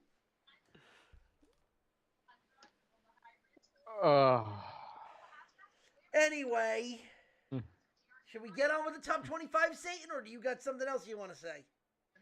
Fuck you, suck a dick with your butthole. That's Joanna's job. Rose. Continue. Oh, Jesus Christ. What, no thunder? I'm not going anywhere, bitch. Oh, Jesus Uh-oh. Christ. Oh, great. All right, well, then after Miami, number 18, Kansas State. I'm sorry, could you say that again? John, whatever's going on in your background, I can hear your TV. The TV's been the same way the whole night. It hasn't changed. I can hear it in your microphone for some reason. Chicken brown cow. It's Kansas State. Bros! There it is. All right, number 17, OK State. Number 16, Oklahoma. That'll change. Number 15, Tennessee. Number 14, Clemson. 13, LSU. Number 12, Utah. And technically, this would be the teams that make it into the conference or make it into the playoffs if it ended when it started. 11 Missouri, 10 Florida State, 9 Michigan, 8 Penn State, 7 Notre Dame. What, Satan? I am laying a curse on Missouri. Oh, you fucked up. Oh, I did. Yes, you did. Shit fucked up. Why are you laying a curse on Missouri? Because fuck Missouri, fuck Mizzou, fuck the Tigers. Well, we'll get to them when we get to our over-unders. I'm staying. Number 6, Ole Miss. Number 5, Alabama. And your top 4, Texas, 3 Oregon, 2 Ohio State, and 1 Ugga Rolls, Georgia. Christian. Mm-hmm. Thoughts? I definitely agree with the top 2. Yeah. Yep. So do I. Look, Georgia, they're gonna be on a tear this year because, like I said, they've lost as many games as they've won championships in the last few years, which is 2. And look at who they lost to: Alabama each time. Alabama's been their kryptonite these last couple of years. Nah, Georgia's gonna come in. And it's going to be the same team. They're going to run the football. I know they're going to have a whole bunch of new pieces, but look, they're going to run the ball. Offensive line is still going to be one of the best in the country. That defense is going to be good. But most importantly, Carson Beck comes in with a full year of starter experience under his belt. And he was getting comfortable last year. And I think he's going to be even more comfortable this year. Ohio State, on paper, I think this is the best roster that Ryan Day had since he took over for Urban Meyer. Well, also, the best thing about their team this year is they have Chip Kelly calling the offense. Who, Ohio State? Yeah. Really? Yeah. Oh, that's going to be scary. Yeah, that's what I mean. That's why that team, I'm like, that everyone's like, oh, well, Ohio State might not make the playoff. Bullshit. I'd be shocked if they lose a fucking game. Day running the defense and Chip Kelly running the offense. Because the best thing Ryan Day has done since he's been there was hire Jim Knowles, his defensive coordinator, because Jim Knowles has single-handedly come in and given it made Ohio State one of the best defenses in the country. Like last year, they were a completely different team. They weren't the run and gun offense that we saw years ago with CJ Stroud and even with Justin Fields. They knew they kind of had to change some things. So they became a ball control team. Defense get the ball back for the offense. All they needed Kyle McCord to do last year was control things. Make a throw when the opportunity presented itself. And most importantly, don't lose the football game, right? And, these last few years, Michigan has owned Ohio State. This power comes.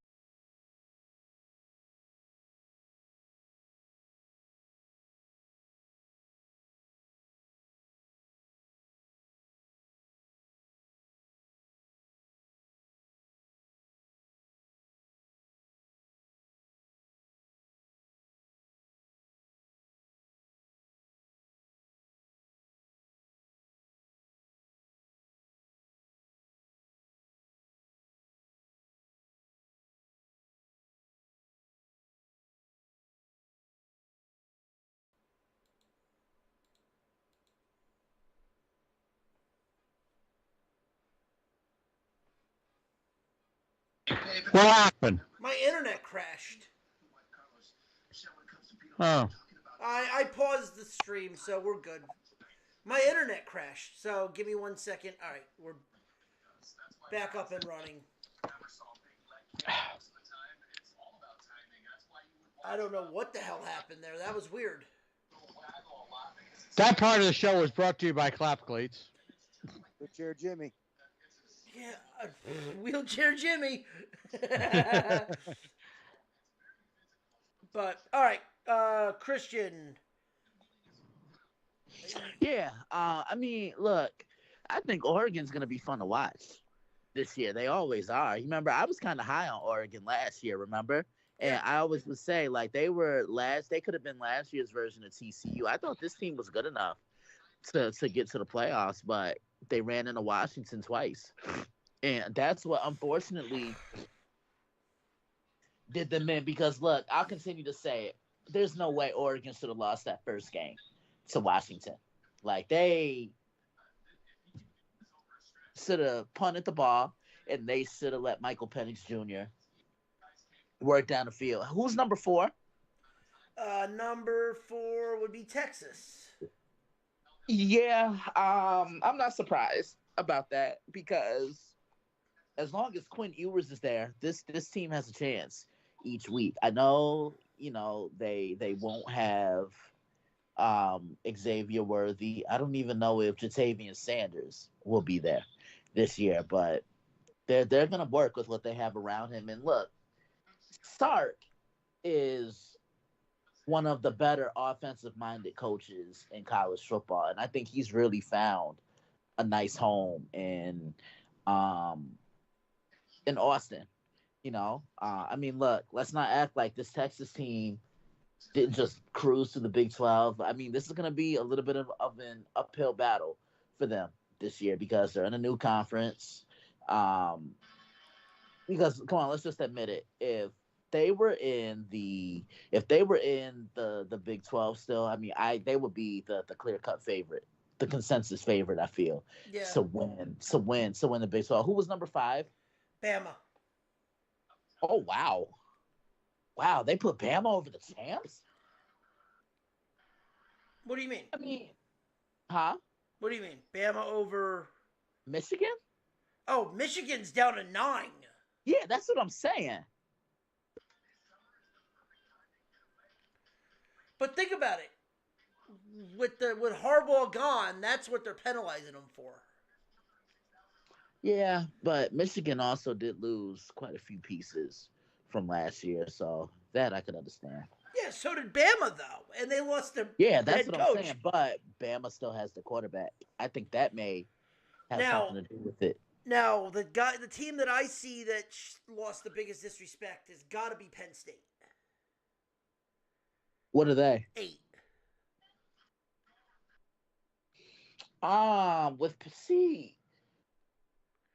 What we used to label Jim Harbaugh, I think that's what we're doing now with James Franklin because, Jim Harbaugh finally alleviated that pressure off his shoulders and he won big games. He beat Ohio State.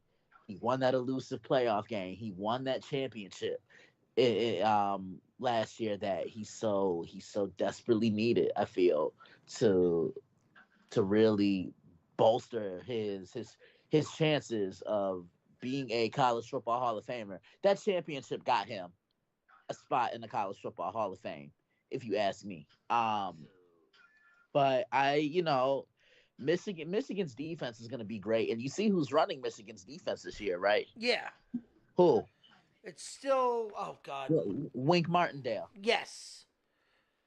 So their defense is going to be one of the 3 best in the country. That to me is without question. But it's the offense, and the offense had finally taken that turn and turned that page, taking that chance and turn that page.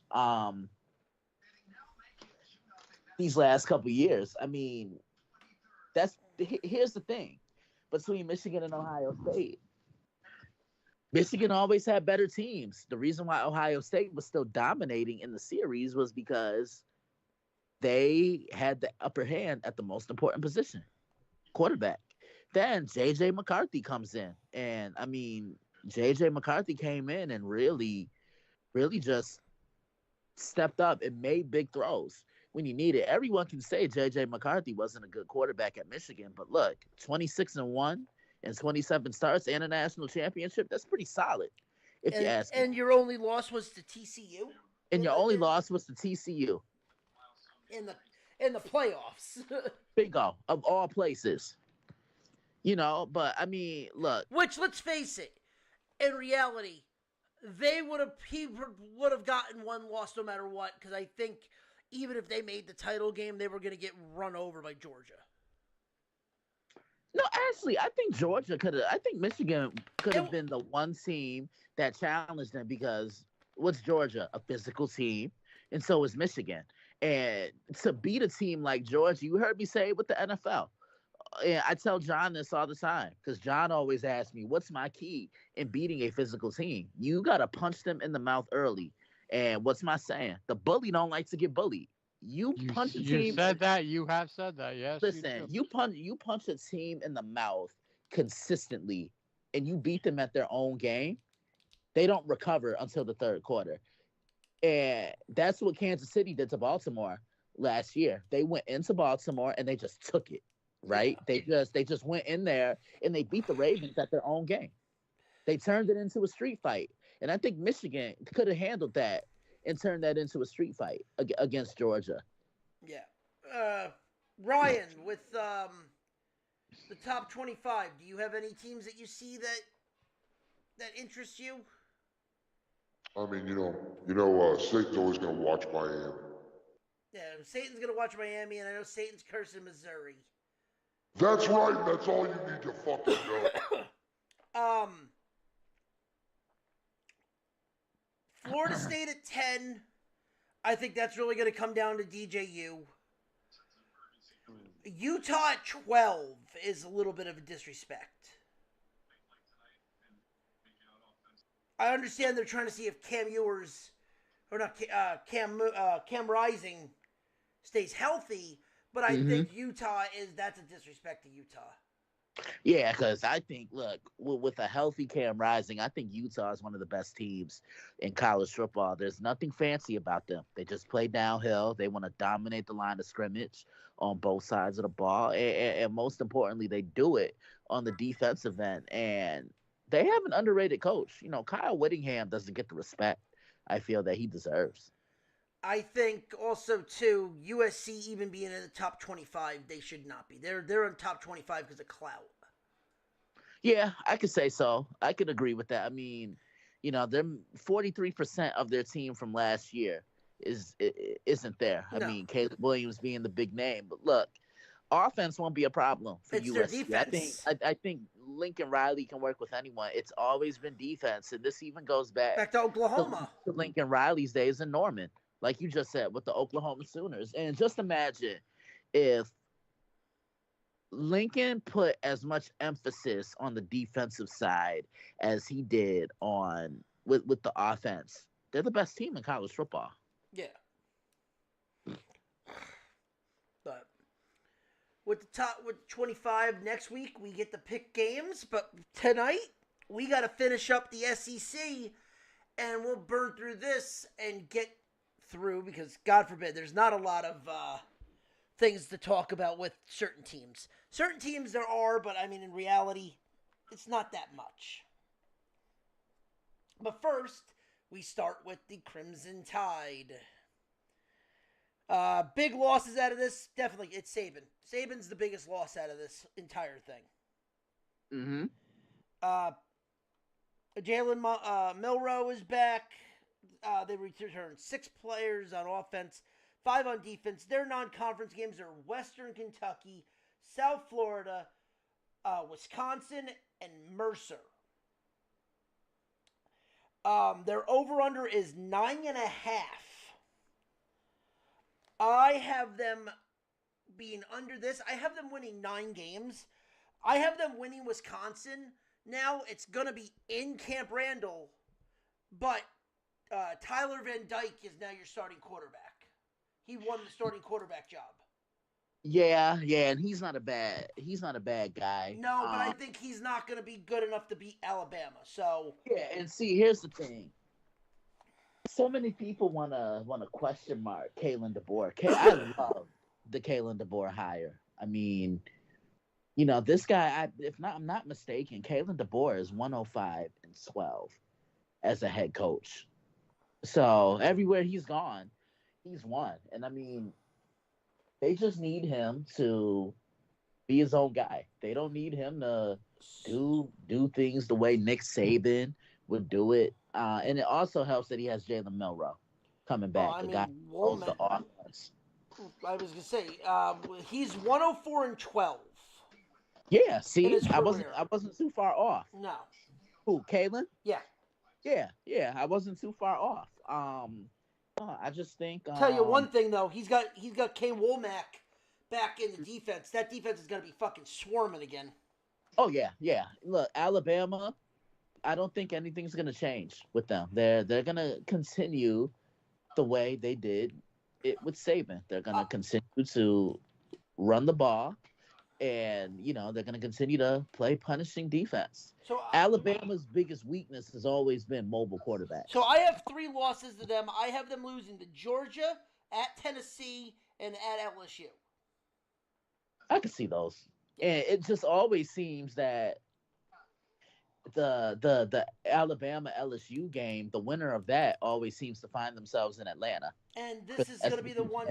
And surprisingly, they won't find themselves in Atlanta, I don't think, but they'll come close. But I'll get to LSU when we get to LSU. But what do you have for the over/under? It's 9.5. I'm gonna take the over. I think they can. Wait, it's You know what? I'm gonna say even. I think they win 9. 9.5. So you got 9. So you got the under. Yeah, I'm gonna take the under because you're in the same boat I am. Yeah, because Georgia's gonna be tough for them. Wisconsin could be tough for them with it being in Camp Randall. I don't know. Yeah, being in Camp Randall, but Tyler Van Dyke, I don't trust him to beat Alabama. Yeah.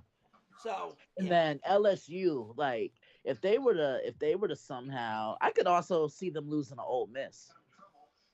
Yeah. To be do they touch Ole Miss? Yeah, they do. No, they don't. Oh, okay. Because remember, there's no conferences this year. Yeah, that's true. The LSU game to me, just like, remember what I said a couple years ago when Brian Kelly was in his first year at LSU? That was his signature win. Alabama, like, Kalen DeBoer has a couple of opportunities to get his signature win at Alabama. With the first one being Georgia and the second one being against LSU. Yep. And then maybe even the Iron Bowl. Yeah, Ryan, what do you got? Alabama over under 9.5. Platoon Raka Nikto. All right, Satan, what are you picking? We're gonna push, motherfucker. How do you push a half a game?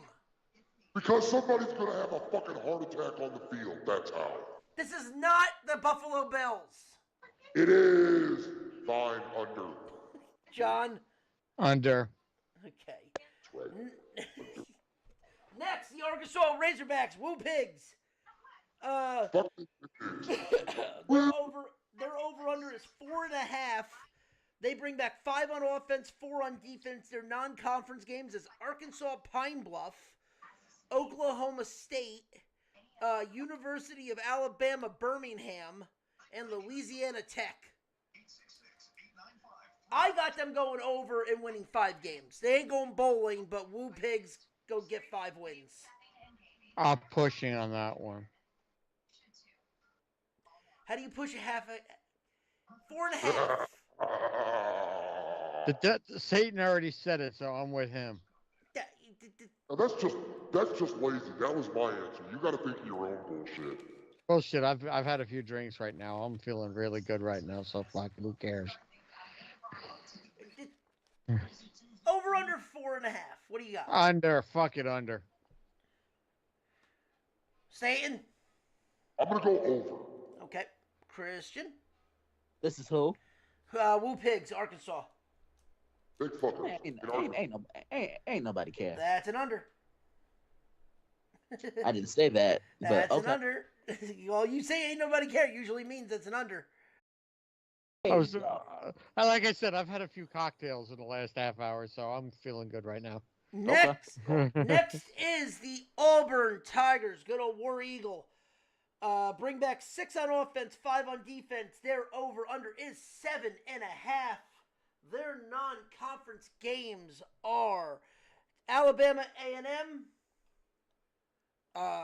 California, New Mexico, and Louisiana Monroe. Their over/under is 7.5. I got them going over at 8. Over. Satan. Under. Okay, Christian. I'm taking the under. All right. Yeah, we'll hammer through these so we can call it a night. I already know where Ryan's going with this one. The Florida Gators bring back 8 on offense, 6 on defense. Their non-conference games are Miami, Samford, UCF, and Florida State. Their over/under is 4.5. Over. Back, you punk ass bitch. It's over. What was that? What was that, Raider Dave? Gator needs his gat back, you punk ass bitch. Yeah. What do you? So you're taking the under? I'm taking the under. Raider Dave. Christian. I'm gonna take the under on this one. Now, my question to you is, and real quick on this, they finish under 6 games again this year. Does Billy Napier see next year? I could see them parting ways after this year. Yeah, I think that. I think he enters on a hot seat because I mean, look, who was their coach before he left? Before Billy got there? Oh God, it was John Jacob Fiegelheimer Schmidt. I gotta look. Shut up, God. No, Satan. Wrong end. Yeah, I gotta look. That's why we're friends. 4 South. Fuck you, Satan. Hey, Fuck yo. you, Dave. Little ballless bitch. It was Dan Mullen. Sucker. Yes, Dan Mullen. That's right. Yeah, it was Dan Mullen. I mean, look, Dan Mullen just couldn't get the job done. I mean, they were expecting him to really come in and turn them into, a heavy hitter in the SEC. I thought their best year at that was in 2020. Knocked off Georgia, but Georgia wasn't Georgia quite. And they got to the SEC championship against Alabama, but it was that one mistake that they made in the game against LSU where the Florida player threw the cleat down the field. Yep. And then it ended up being called unsportsmanlike conduct. But I mean, look, he was 34-15 in the 4 years that he was the head coach there. Yeah. So, just seems like they haven't really been able to. What's it called? What's the word I'm looking for? Find the right head coach since Tebow. Well, I mean, come on, that's Urban Meyer. But I'm saying they haven't found the right coach since Urban Meyer. Yeah, that's true. But speaking of finding the right coach, Georgia Bulldogs, their over/under is 10.5. They bring back 9 on offense, 6 on defense. Non-conference games are Clemson, Tennessee Tech, Massachusetts, UMass, and I think they only have 3 non-conference games this year. Yes, they did. Oh, and Georgia Tech. Sorry, forgot the good old-fashioned hate. They're over under 10.5. I got them winning 11 games, possibly going undefeated. The only game I have them as a coin flip loss is at Ole Miss. Ole Miss. Over. This is who? I'm definitely taking the over. I don't see them losing a game. I think their two most challenging games this year will come against Ole Miss and Texas. That's it. You don't think it's going to be a competition against Clemson? I think it'll be a defensive struggle like it was 3 years ago when they played each other. Because you remember, they played each other to open up the 2021 season. And that was the game that really put me on to Georgia. I'm like, okay, because that Georgia team did exactly what they did. That game against Clemson in 2021, it set the tone for them because they played every game the same way, thinking, okay, you think you have a chance on us. That's cute. And then they punch you in the mouth. You see what I'm saying? Because, I mean, look, that game could be a tone setter for Clemson, but Georgia, man, Georgia just, they regroup. I mean, they have the best head coach in the country in Kirby Smart. Carson Beck is back. Yeah, they lose Brock Bowers, but I'm sure they're going to find a way to replace him. They have weapons on the perimeter, so I think this Georgia passing attack is going to be really good. Yeah, I don't. And they picked up Trevor Etienne. Bingo. Yeah, and I mean, look, I personally could call Georgia running back you with Herschel Walker going there, Terrell Davis, No Sean Moreno, Nick Chubb, Sony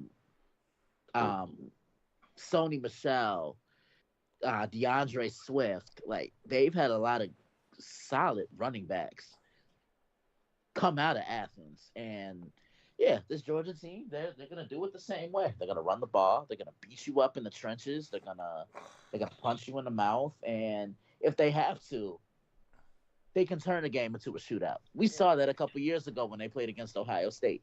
Yep. And Ryan, what do you got? Or Dave, Satan, whoever it is. Okay. Next, we're going to Lexington, Kentucky, because God forbid Will Levis needs more money for his Eau de Mayo. Going to fuck yourself, that's where you're going. Have you seen that, by the way? Has anyone seen the commercial for that? He got you. The fact that he got a sponsorship with Hellman's to do a Mayo cologne. Okay, hold on. That's some white people shit right there. What happened? Yeah, Will Levis got a sponsorship deal with Hellman's for them to do a Eau de Mayo cologne. All right, good night, everybody. I'm out of here. Good night. See you later. Christian, I'm gonna say so you don't have to. He left, and John left. That is the whitest of white people shit right there. Yeah. They kind of need to get back in here. If not, we'll just finish the fucking show up. I'm down. Call them back. If they don't come back, then we're just going to finish the show and do it real quick. Jesus.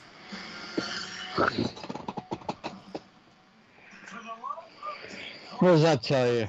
You start bringing up mayonnaise, cologne. Fuck it, I'm out of here. Yeah, that's something that I literally just got. Yeah, that's the joke. I just got 3 words for that. White boy White shit. boy shit? Yeah, I mean, come on. And Christian, I left just like you did. Hey, at least you don't put it in your coffee like he does. Am I going to have to leave again? You need to start looking at some of this shit, because I've known that for months. Look, I don't. When I start hearing about people putting mayonnaise in fucking coffee, that's the people I walk on the opposite side of the street of, man. I don't fucking go near those fucking people. I might put a scoop of peanut butter in a cup of coffee every now and then. At least that's sweet, damn it. Delicious. Have you ever put peanut butter in your coffee? If not, I highly suggest you try it one morning. So, all right. Yeah, I'm not fucking putting mayonnaise in there. Anyway, Wildcats. The Wildcats of Kentucky. Yeah, let's just roll through this because I got to get over that. Bringing back 6 on offense, 9 on defense. Their non-conference games are Southern Miss, Ohio, Murray State, and Louisville. Their over/under is 6.5. I got them winning 6 games and going bowling. Other than that, they're not doing shit. They're going under. Under. Christian. Right. This is who? Kentucky. Oh, ain't nobody care. Okay. Now the LSU Tigers.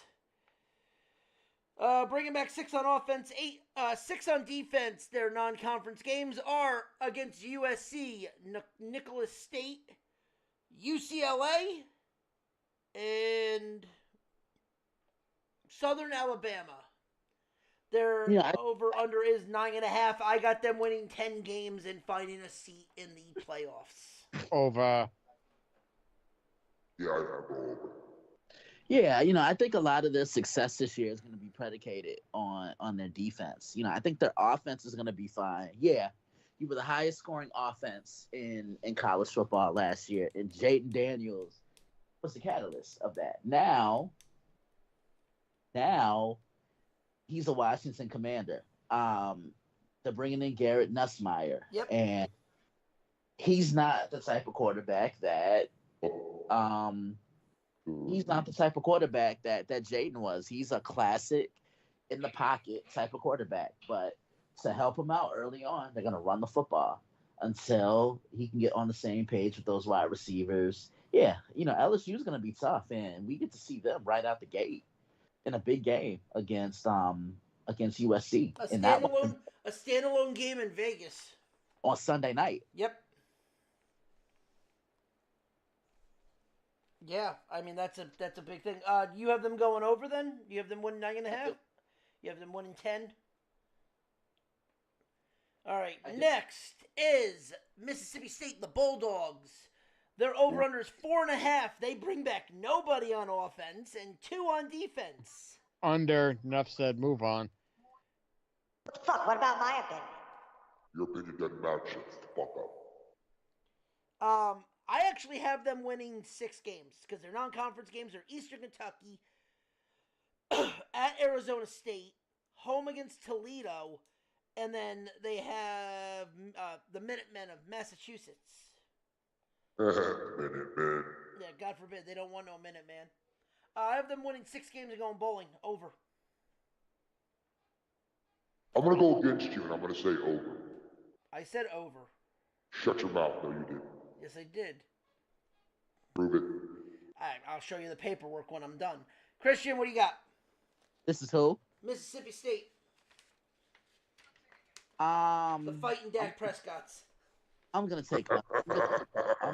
I'm gonna take the under. Under. All right. Now the team that Satan's putting a curse on, the Missouri Tigers. Fuck the Missouri Tigers.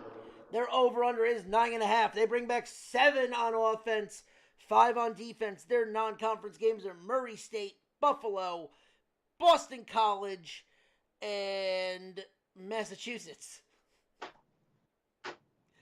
Over. I got them winning 10 games.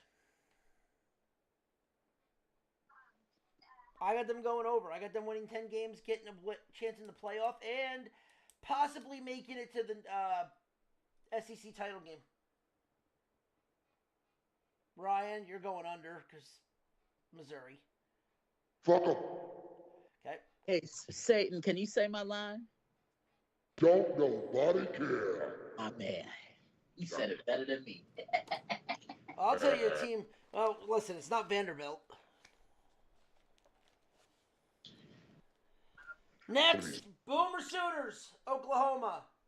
Bringing back 2 on offense, 6 on defense. Their non-conference games are Temple, Houston, Tulane, and Maine. Their over/under is 7.5. I see them only winning 6 games because of their defense. Under. I'll say over.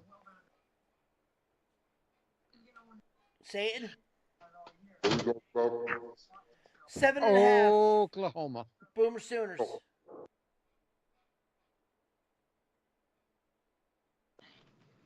What'd you say? Under. Okay. Christian? I'm gonna take the under. Here I am thinking that Brett Venables was gonna come in and kind of change things with them defensively, and he really hasn't. No, I mean, They'll go bowling, but they're not. They have a tough.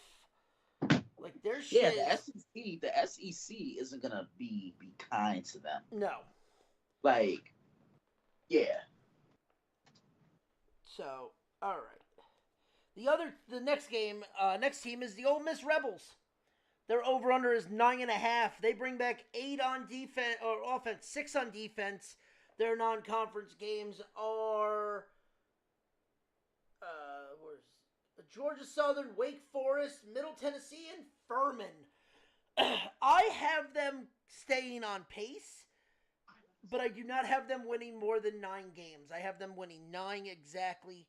They are going under the 9.5. I'll say over. Ryan, Satan, Over. over. Christian, This is who? Ole Miss. Oh, over. I'm so high on this team. This is the most talented roster that Lane Kiffin has had pretty much any year he's been there in Oxford, and they have Jackson Dart. Pay attention to this kid because I think he could be a dark horse Heisman candidate. I think Ole Miss, they win 11 games. The only game they lose is the one against Georgia. So I take it then you have them the rematch going to I Atlanta? I do. All right. Well, then the next game is the next team is South Carolina Gamecocks. Their over-under is 5.5. They bring back 4 on offense, 7 on defense. Their non-conference games are Old Dominion, Akron, Wofford, and Clemson. This team is gonna win 5 games on the nose, and they're gonna die on the hill. Cocky ain't gonna fucking do shit in Sandstorm. They're going under. Satan, Under. Christian, This is who? My bad. South Carolina. Oh, they're gonna struggle under. Okay. Next, the Volunteers, Tennessee. Their non-conference games are Chattanooga, NC State, Kent State, and UTEP. They bring back 5 on offense, 3 on defense, and their over-under is 9.5. I have them not struggling. I have them staying in pace, but I do not have them winning more than 9 games. I have them going under their win total at 9. Under. Satan? Under. Christian? And all right, I'm losing track again. And this is who? Tennessee. Oh. 9.5. I'll take the under, but they'll be tough. Yeah. Yep. All right. Next is the Longhorns of Texas. Their over-under is 10.5. They bring back 5 on offense, 5 on defense. Their non-conference games are Colorado State, Michigan, UTSA, and Louisiana Monroe. I have them winning 10 games, just shy of 10.5. So it is an under for me. Over. Okay. Satan? Under. Christian? I'm gonna take the under. I think Quinn Ewers will win them some games, but I just think it's gonna be tough. I can't wait to see that week 2 game against Michigan at the Big House. Yeah. Never, and I think that's a game that a certain somebody here might be previewing. Yep. I wouldn't be shocked if it was. Yeah, and I have a feeling game day is probably gonna be there. Oh, too. yeah, you know game day is going to be there. All right. So, final But 2. you know what, Ronnie? Honestly, that might be tough for Michigan, to be honest with you. I agree with that. That might be really tough for me. Say it. Michigan. All right. As my man Charles Woodson says, Michigan. All right. Texas A&M. Their over-under is 8.5. They bring back 6 on offense, 4 on defense. Their non-conference games are Notre Dame, McNeese State, Bowling Green, and New Mexico State. Under. This team is not going to do well, but this team's going to win 9 games. I got them going over. Even if they lose against Notre Dame, they have enough games that they can boost their stats back up. So I have them going over. Satan? Over. Christian? I'm gonna take the under. New head coach. They really underachieved with Jimbo Fisher. They paid Jimbo Fisher a lot of money to get them over the hump, right? And he just couldn't do it. They saw what he was able to do in Tallahassee with the Florida State Seminoles, and he just couldn't get the job done. Plain and simple. I mean, and they're paying him a lot of money not to coach. You see what I'm saying? Oh, yeah. Now, Mike Elko comes in, and he's very familiar with it in Aggie land in College Station. So I thought that was a good hire. And, I'm looking at that first game of the year when they played Notre Dame. You remember Riley Leonard and Mike Elko were both on the same sideline last season, and now they're going to be facing each other if Riley even plays.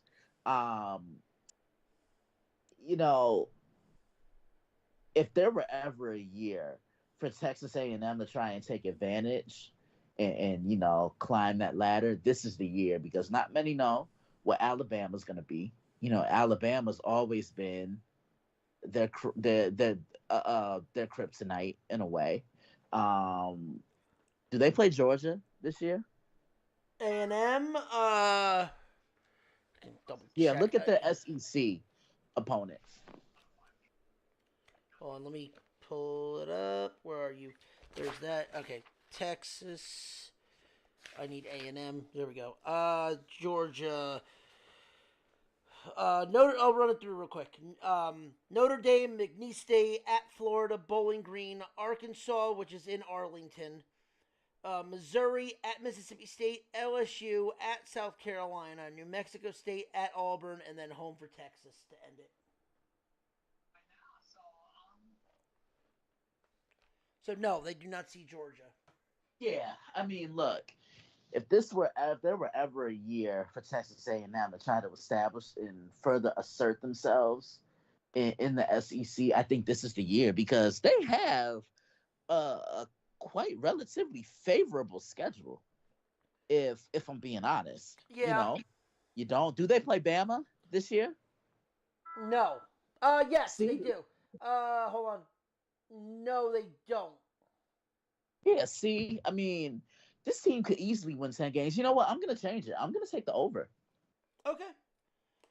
And, all right. And quick, last one. We can just kind of move this through. Vandy, over under Ain't 3. nobody care. I say it for all of us. I actually say they win 4. They will go over, but they ain't doing shit in this division. Christian said my answer. Ryan, are you picking under for Vandy? I'll go over. Okay. All right. Moving to the NFL. That is actually it for college football. Now to the NFL. We'll burn through this real quick and we'll talk more about it next week. Dallas. Their over-under is 10.5 coming in. Dak Prescott is on his last year of his contract.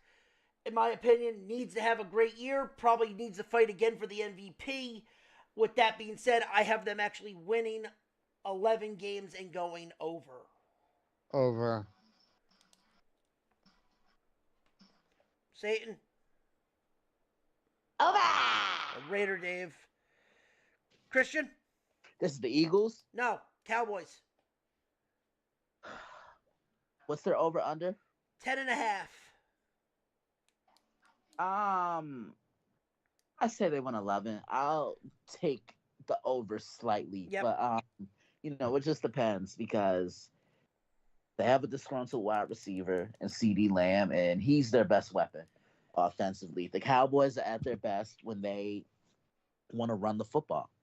When they run the football and they can assert themselves at the line of scrimmage, this is a tough team to beat because they always find themselves trying to find a way to make Dak Prescott Well, a quarterback that can win you a shootout, and he's not that guy. well, Okay. Dak needs to do what he did last year because he's fighting for a contract this year. Yeah, definitely. And if he does that, he's gonna get it. I mean, I've been saying these two things for the last couple of years, and I've told John this. One, the Cowboys to me just seem okay with being relevant, and they don't want to win. You remember I told you that, John? You did. Yeah. And two, Dallas's offense, they waste a championship caliber defense because I love what the Cowboys defense does, and I love the fact that it's homegrown, right? But to me, it's the simple. Okay, you never know which version of the Cowboys offense is going to show up, and the Cowboys can never put together quality and consistent football. And we saw that last year, won that big game against the Philadelphia Eagles, and then they go on the road to Buffalo and drop a clunker. And then a game they should have won against Miami last year on Christmas Eve, they drop a clunker. Yeah, I think they're gonna fight for one of the wild card spots. Okay, all right. Next, Philly. Fuck them. Let me finish.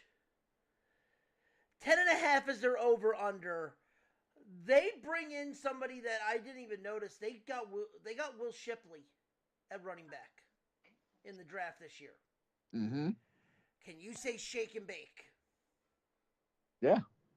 Will Shipley and Saquon Barkley in that backfield. That could be, yeah. Yeah.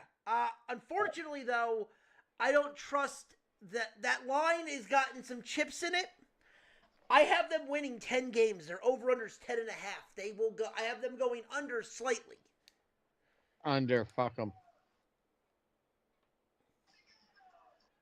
Ryan or Dave? Over. Christian? I'm going to take the over. I actually like the Philadelphia Eagles to win a division. Them signing Saquon Barkley, I thought was one of the best moves in the offseason because he can come in and he doesn't have to worry about being the focal point of the offense. You see what I'm saying? For years with the Giants, he was the Giants offense, right? Now he goes into a situation where he has a much better offensive line, a much better quarterback, and serviceable receivers around him, and a tight end as well in Dallas Goedert. To me, Dallas Goedert is the X factor for this Eagles offense because when he's on the field, I think they're a more potent offense. Let's put it that way. Yeah. Then you look at defensively, I don't think they're gonna miss a beat. Is there a possibility they could go back and reacquire Hassan Reddick because he was their best defensive player? Because you see, Hassan wants out of New York. Well, apparently Hassan is going back on his word. Oh, okay. Because the only reason the trade went through was because they said they would get a contract done, and then they said he would play out his last year. But now he's just not showing up to camp. Now he's playing hardball. Good, yeah, fine. We'll let you sit on the bench. Doesn't mean shit because you're not Bell, meaning that you're a free agent after that year. No, you're still under contract. Have fun with that. You're not getting paid ever. Yeah, but nah, the Eagles are gonna be without two veteran pieces, one on each side of the ball. Obviously, Jason Kelsey on that offensive line, because he was the anchor of things. But they still have Lane Johnson, who will be the leader of those guys up front. And then the minute they drafted Jalen Carter from Georgia is when I knew Fletcher Cox wasn't gonna play much longer. And those are two key pieces from that Super Bowl team in 2017. But It all depends on the health of Jalen Hurts, and when he's healthy, I think he's an MVP candidate. He's actually one of my MVP candidates entering the year. Him, Burrow, and Mahomes, and Josh Allen and Lamar. I'll say And this. McCaffrey. I'll say this. The one thing that he's going to have to do, well, the one thing that's great about that is he's not going to get hit that much doing this quarterback sneak because they will give that to Saquon. Right. But, yeah, I mean, if Jalen Hurts can get back to playing the style of football that he did in 2022, the Eagles are going to be in good shape. Yep. You know, last year, the San Francisco 49ers, let's just call it what it is, they broke the Philadelphia Eagles because, you know, I was never impressed with Philly last year. They just skated along, weren't really putting teams away as they did in 2022. And San Francisco came in, punched them in the mouth, and it just seemed as if the Eagles were never able to recover after that. Yep. All right. We'll move through these last two. The Giants. Their over-under is 6.5. I have them actually keeping in. They're not going to fight for a playoff spot, but I have them winning 7 games. I have them slightly going over. They're going under. Okay. Raider Dave. Christian. We'll move through these next two, so we don't really need to talk that much about them. Yeah, I'm taking the under. As long as Daniel Jones is there, the Giants really aren't going to do much of anything. All right. And finally, the Washington Commanders. Their over-under is 6.5. I have a feeling this team is going to slow roll a lot of stuff, and I have a feeling they actually keep themselves in. I said it from the start with what they got. I got them winning 10 games. I have them heavily going over. I'll say over, but not by much. Dave? Over. Christian? Under. Okay. You think Daniels is you think Jalen's gonna be having the first year's like the having trouble his first year? It's a possibility. But then again, you know, he can use it to his advantage.